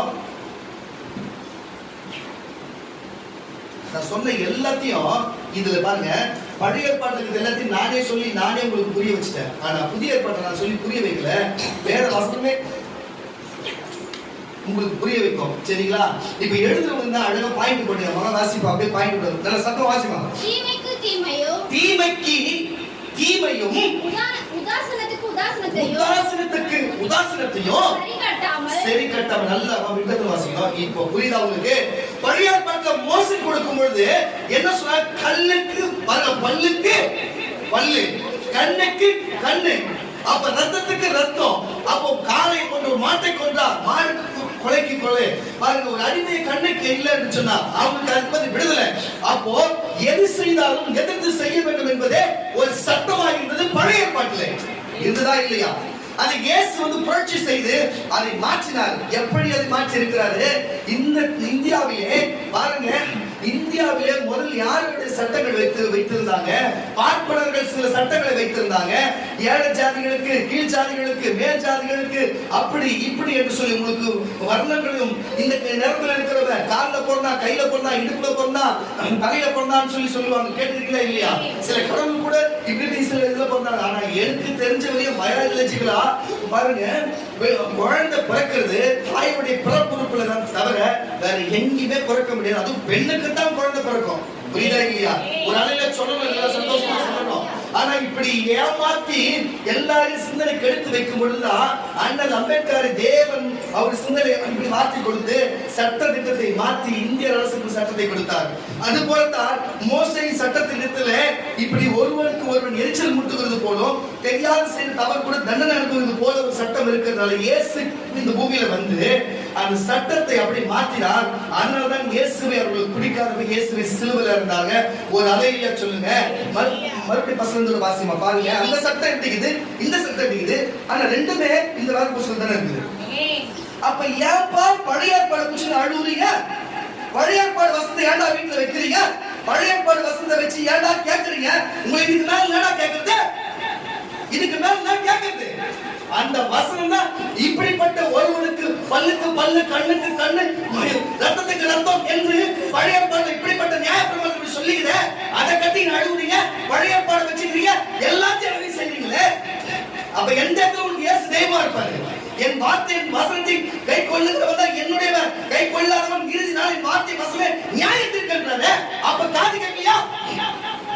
கேட்கறா இல்லையா? அப்போ இன்னும் தெரியாத வச்சுக்கிற தூக்கி போட்டு தயவு செய்து தேவன் பேசுற வசனத்தை வெயி, அதுதான் நியாயத்திற்கும். அவர் எப்படி பேச அங்க எப்படி வசனம் சொல்லுது? உன் பையன் தெரியாத பண்ணிட்டு கண்ணுக்கு ஏதோ தன் தெரியாத கை தவறி காத்து தவறி இருந்துச்சு, இருந்தா கண்ணு போயிடுச்சு, உன் பையன் கண்ணு நோண்டா ஒத்துப்பியா? தெரியாத தள்ளி தெரியாத விழுந்துட்டு கீழே விழுது ஒண்ணும் கிடையாது. எதுல வண்டி ஓட்டி போறோம், ரோட்ல போயிட்டு ஒருத்தர் இச்சிடுறோம், இஷ்டம் அவன் கை ஒடிஞ்சு போச்சு. அதுக்கு பதில் இச்சோட போய் கை ஒடிச்சிட முடியுமா? இந்த காலத்துல ஒடிக்க முடியுமாங்க? உன் பையன் தெரியாத இஷ்டம், அதனால உன் பையன் கை ஒடிச்சுனா வேற ஒரு பையன் கை ஒடிச்சு உன் கை ஒடிச்ச கை ஒடிச்சிடலாமா? இல்ல உன் பையன் ஒடிச்சிடலாமா? நியாயமா? தெரியாத செஞ்சிருக்கிறா. அப்ப தேவன் பார்த்தாரு, அப்பா இது தப்புக்கு தப்பு சரி கிடையாது, யாரும் வேண்டும்ட்டே செய்ய போறது தெரியாத தச்சல் நடக்கிறது, இதை அப்படி செய்யக்கூடாது. இந்த சிஸ்டத்தையே மாத்திரம் பசங்க பாசம் புரிய வைக்கணும். அதான் சொல்ற, தீமைக்கு தீமையையும் ஒருவனுக்கு உதாசனத்துக்கு உதாசனத்தையும் நீங்க அப்படி சரி கட்டக்கூடாது. இந்த பூமியில வாழும்போது அதுக்கு பதிலாக அதுதான் சொல்ற, நீங்கள் அவர்களுக்கு ஆசீர்வாதத்தை சுதந்திரிக்க பெற்றுக் கொள்ளும்படிக்கு நீங்கள் ஆஸ்வதிக்கப்பட்டவர்கள் அழைக்கப்பட்டவர்கள் என்று நீங்கள் அதை நீங்க தெரிஞ்சு ஆசீர்வாதம் தொடர்ந்து போமா. நல்லா கேட்டுங்க, உயிரை விரும்பி நல்ல நாட்களை காண வேண்டும் விரும்புகிற பொல்லாப்பான காரியத்துக்கு உன் நாவு விலகி கபடுக்கு தன் உதடுகளையும் விளக்கி கேட்டும். பூமி இதெல்லாம் பாயிண்ட், இதெல்லாம் வந்து தீமையான காரியம். கபடுக்கு விளக்கணும், நம்ம தேவையில்லாத பேசக்கூடாது, தேவையில்லாத காரியம் செய்யக்கூடாது. இதெல்லாம் தீமைக்கு ஒரு முன்னுதாரணமா இருக்குது. இதெல்லாம் செய்யாம இருக்கணும். வாசி பொல்லாப்பை விட்டு நீங்கள் நன்மையை செய்து சமாதானத்தை தேடி அதை பின்தொடர்ந்த கடவை கர்த்தருடைய கண்கள் அதுதான் சொல்ற, நீதிமான்கள் மேல் நோக்கமாய் இருக்கிறது. அவருடைய செவிகள் அவர்களுடைய வேண்டுதல்கள் கவனமா இருக்குது. நல்லா கேட்டுங்க, தீமை செய்கிறவனுக்கோ கர்த்தருடைய முகம். அப்ப புரியுதா? தீமை செய்கிறவனுக்கு நன்மை செய்கிற வித்தியாசம் இருக்கிறதா? அப்போ நீங்க பரிசுத்த ஆவியை பெற்றுக்கொண்டு நன்மை செய்த தேவன் உன் பட்சத்தில் இருக்கிறாரு. தீமை செய்கிறவனுக்கு தேவனுடைய முகம் அவர்களுக்கு விரோதமாக இருக்கிறது. நீங்கள் நன்மையை பின்பற்றுவீர்களாய் சொல்ற, இந்த உலகத்துல ஒருவன் உன் வலது கணத்துல மறுகணத்தை கொடு என்று சொன்னதுக்கு அப்புறம் ஒரு சத்துருக்களை செய்கை என்று சொன்னதுக்கு அப்புறம் அப்போ தீமை செய் நன்மை செய்யும். நீ நன்மையை செய்து இருக்கும்போது பரிசுத்தத்தை பெற்று உனக்கு தீமை செய்யறவன் யாரையா ஒருத்தர் இருக்கிறான், அவன் தான் பிசாசு.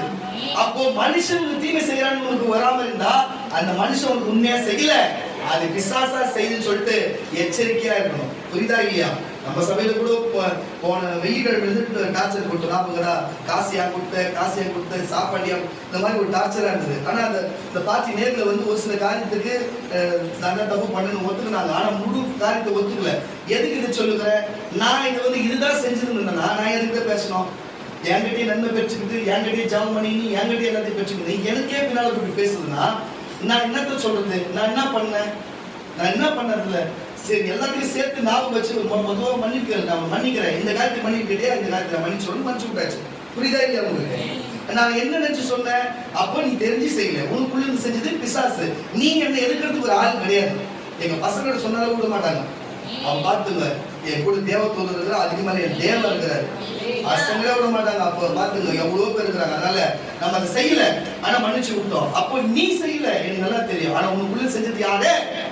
பிசாசு. அந்த வேதம் சொல்லுது, நீ ஒருவருக்கு நன்மை செய்யும் போது அப்ப உங்களுக்கு தீமை செய்கிறவன் யாருன்னா மனுஷன் செய்ய மாட்டான். உண்மையாவே செய்யறதுனால என்ன நடக்குது?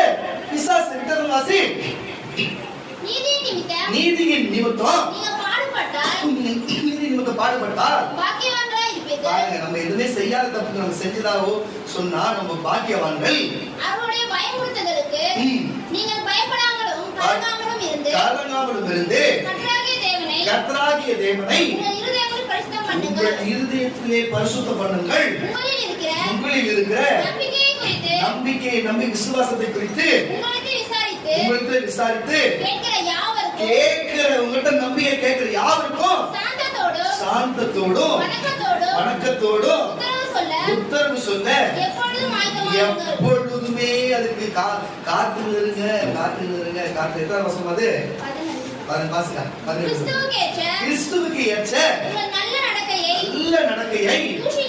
தூஷிக்கிறவர்களே அக்கிரமக்காரர்கள் என்றும் விரோதமா சொல்லுகிற விஷயத்தில் அவங்க வெட்கப்படும்படிக்கு நல் மனசாட்சி உள்ளவரா இருங்கள்.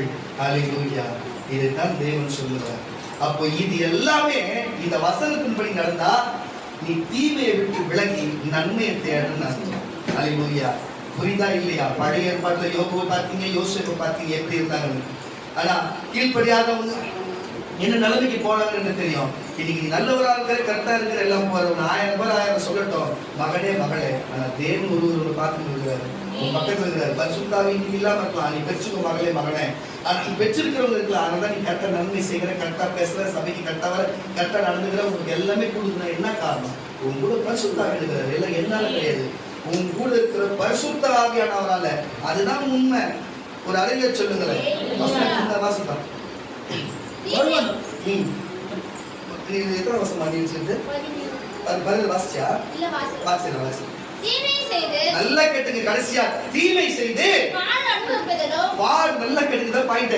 தீமை செய்து பாடு அனுபவிப்பதிலும் தேவனுக்கு சித்தமானா நன்மை செய்து பாடு அனுபவிப்பதே மேன்மையா இருக்கும். யோபு நன்மை செய்து பாடு அனுபவித்தார், யோசேப்பு நன்மை செய்த பாடு அனுபவித்தார், இயேசு நன்மை செய்தே பாடு அனுபவித்தார், அப்போஸ்தலர்கள் நன்மை செய்த பாடு அனுபவித்தார்கள்.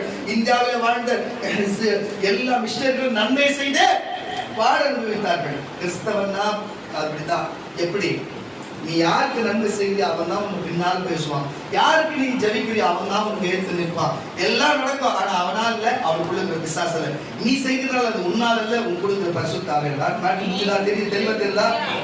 நீ நன்மை செய்கிறதாலும் நான் சொல்றேன், மனுஷன் தான் செய்ய முடியாது, கண்ணுக்கு கண்ணு பள்ளிக்கு பள்ளி செய்ய முடியாதான் மனுஷனுடைய தன்மை. ஆனா பரிசுத்த ஆவி இருந்தா ஒரு கண் வலது கணத்துல இருந்து மறு கணத்தை கொடுன்னு சொல்லுது.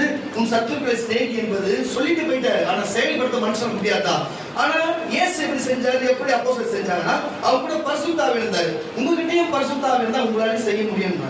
அப்போ நம்ம கிட்டயும் நன்மை பெற்று நமக்கே தீமை செய்யறாங்க. எந்த மனுஷனுக்கும் செய்ய மாட்டாங்க, எல்லா மனுஷனுக்கும் நன்றி ஒண்ணு இருக்குது. ஆமன் சொல்லுங்க, கொஞ்சம் நன்றி இருக்கும். யாரா இருந்தாலும் சரி, அவங்க வீட்டுல சாப்பிட்டாலும், அவங்க வீட்டுல தண்ணி குடிச்சாலும், அவங்களால உதவிப்பட்டா ஐயோ நான் அவங்களுக்கு செய்ய மாட்டேன், அவங்க கிட்ட நான் சாப்பிட்டுக்கல, அவங்க எவ்வளவு செஞ்சிருக்கேன் நான் பண்ண உண்மையா சொல்லுவாங்க.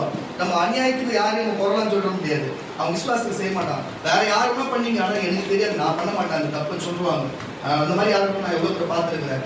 ஆனா இப்படி இருக்கிறாங்க. ஆனா இதையும் மீறி செய்யணும் இருக்கிறாங்க. எப்படி அது நடக்குது? எப்படி நடக்குது? அதுக்குள்ள இருக்கிறது தான் பிசாசு. உனக்குள்ள இருக்கிறது ஆவினா அதுக்குள்ள இருக்கிறது அசுத்த ஆவி. புரியுதா? அதனாலதான் உன்னால இப்படி நல்லது செய்ய முடியுது, அதனால அப்படி தீமை செய்ய முடியுது. புரிஞ்சுச்சுன்னா ஒரு அல்லேலூயா சொல்லுங்களேன். புரிஞ்சுச்சுன்னா ஒரு அல்லேலூயா சொல்லுங்களேன். வாசித்த வசனத்தை ஒருவனும் மற்றவனுக்கு செய்யும் தீமைக்கு, பாருங்க இதுதான், ஒருவன் மற்றவனுக்கு செய்யும் தீமைக்கு தீமை செய்ய செய்யாதபடி பாருங்கள். தீமை மறுபடியும் உங்களுக்கு தீமை செய்யாதபடி பாருங்க. உங்களுக்குள்ளே மற்ற யாவருக்குள்ளும் எப்பொழுதும் நன்மை செய்ய நாடுங்கள். நன்மையை செய்யவே நாடுங்கள். மறுபடியும் வாசியா ஒருவனுக்கு மற்றொருவன். நல்லா கேட்டுங்க. நமக்கு சபைக்குள்ள இருக்கிறோம்.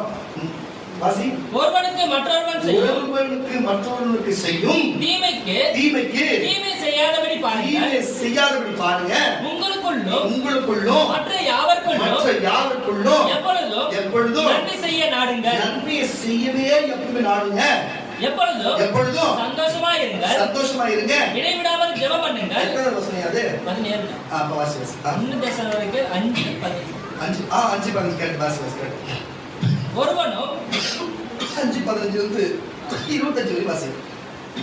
ஒருவனும் 24 வயசு. ஒருவனும் மற்றவன் செய்யும் தீமைக்கு, இதுவும் பாயிண்ட் இருக்கு, அப்படியே எழுதுவாங்க. மற்றவன் செய்யும் தீமைக்கு தீமை செய்யாதபடி பாருங்க. உங்களுக்குள்ளும் மற்ற யாவருக்குள்ளும் எப்பொழுதும் நன்மை செய்ய நாடுங்கள். நன்மை செய்யவே நாடுங்க. எப்பொழுதும் சந்தோஷமா இருங்க. இடைவிடாமல் ஜெபம் பண்ணுங்க. ஜெபம் பண்ணாலும் தீமைதான். எல்லாவற்றிலேயும் ஸ்தோத்திரம் பண்ணுங்க. அப்படி செய்வதே கிறிஸ்து இயேசுவுக்குள் உங்களை குறித்து தேவனுடைய சித்தமாய் இருக்கிறது. ஆவியை அவிழ்த்து போடாதீங்க. தீர்க்க தரிசனங்களை அற்பமாய் எண்ணாதீங்க. எல்லாவற்றையும் சோதித்து பார்த்து நலமானதை எடுத்துக்கொள்ளுங்க. பொல்லாங்காய் தோன்றுகிற எல்லாவற்றையும் விட்டு விலகுங்க. சமாதானத்தின் தேவன் உங்களை முற்றிலும் பரிசுத்தமாக்குவாராக. உங்கள் ஆவி ஆத்துமா சரீரம் முழுவதும் நம்முடைய கர்த்தராகிய இயேசு கிறிஸ்து வரும்போது குற்றமற்றதாய் இருக்கும்படி காக்கப்படுவதாக உங்களை அழைத்தவர் உண்மை உள்ளவர். அப்படியே செய்வார். சகோதரரே எங்களுக்காக வேண்டிக் கொள்ளுங்கள். முடிச்சரா? சரி, ஒரு கரங்களை தச்சு ஒரு லட்சம். இந்த வசனத்தை நீங்க எடுத்துங்க. இந்த வசனத்தை நீங்க வீட்டுல போய் வாசிங்க. இந்த வசனத்தை எடுத்துங்க. எதுக்கு வச்சு சொல்லுங்க? எத்தனை பாயிண்ட் இருக்கு. இறுதியா ஒரே ஒரு ஆசீர்வாத வசனம் சொல்லி முடிச்சிடலாம். 3 யோவான்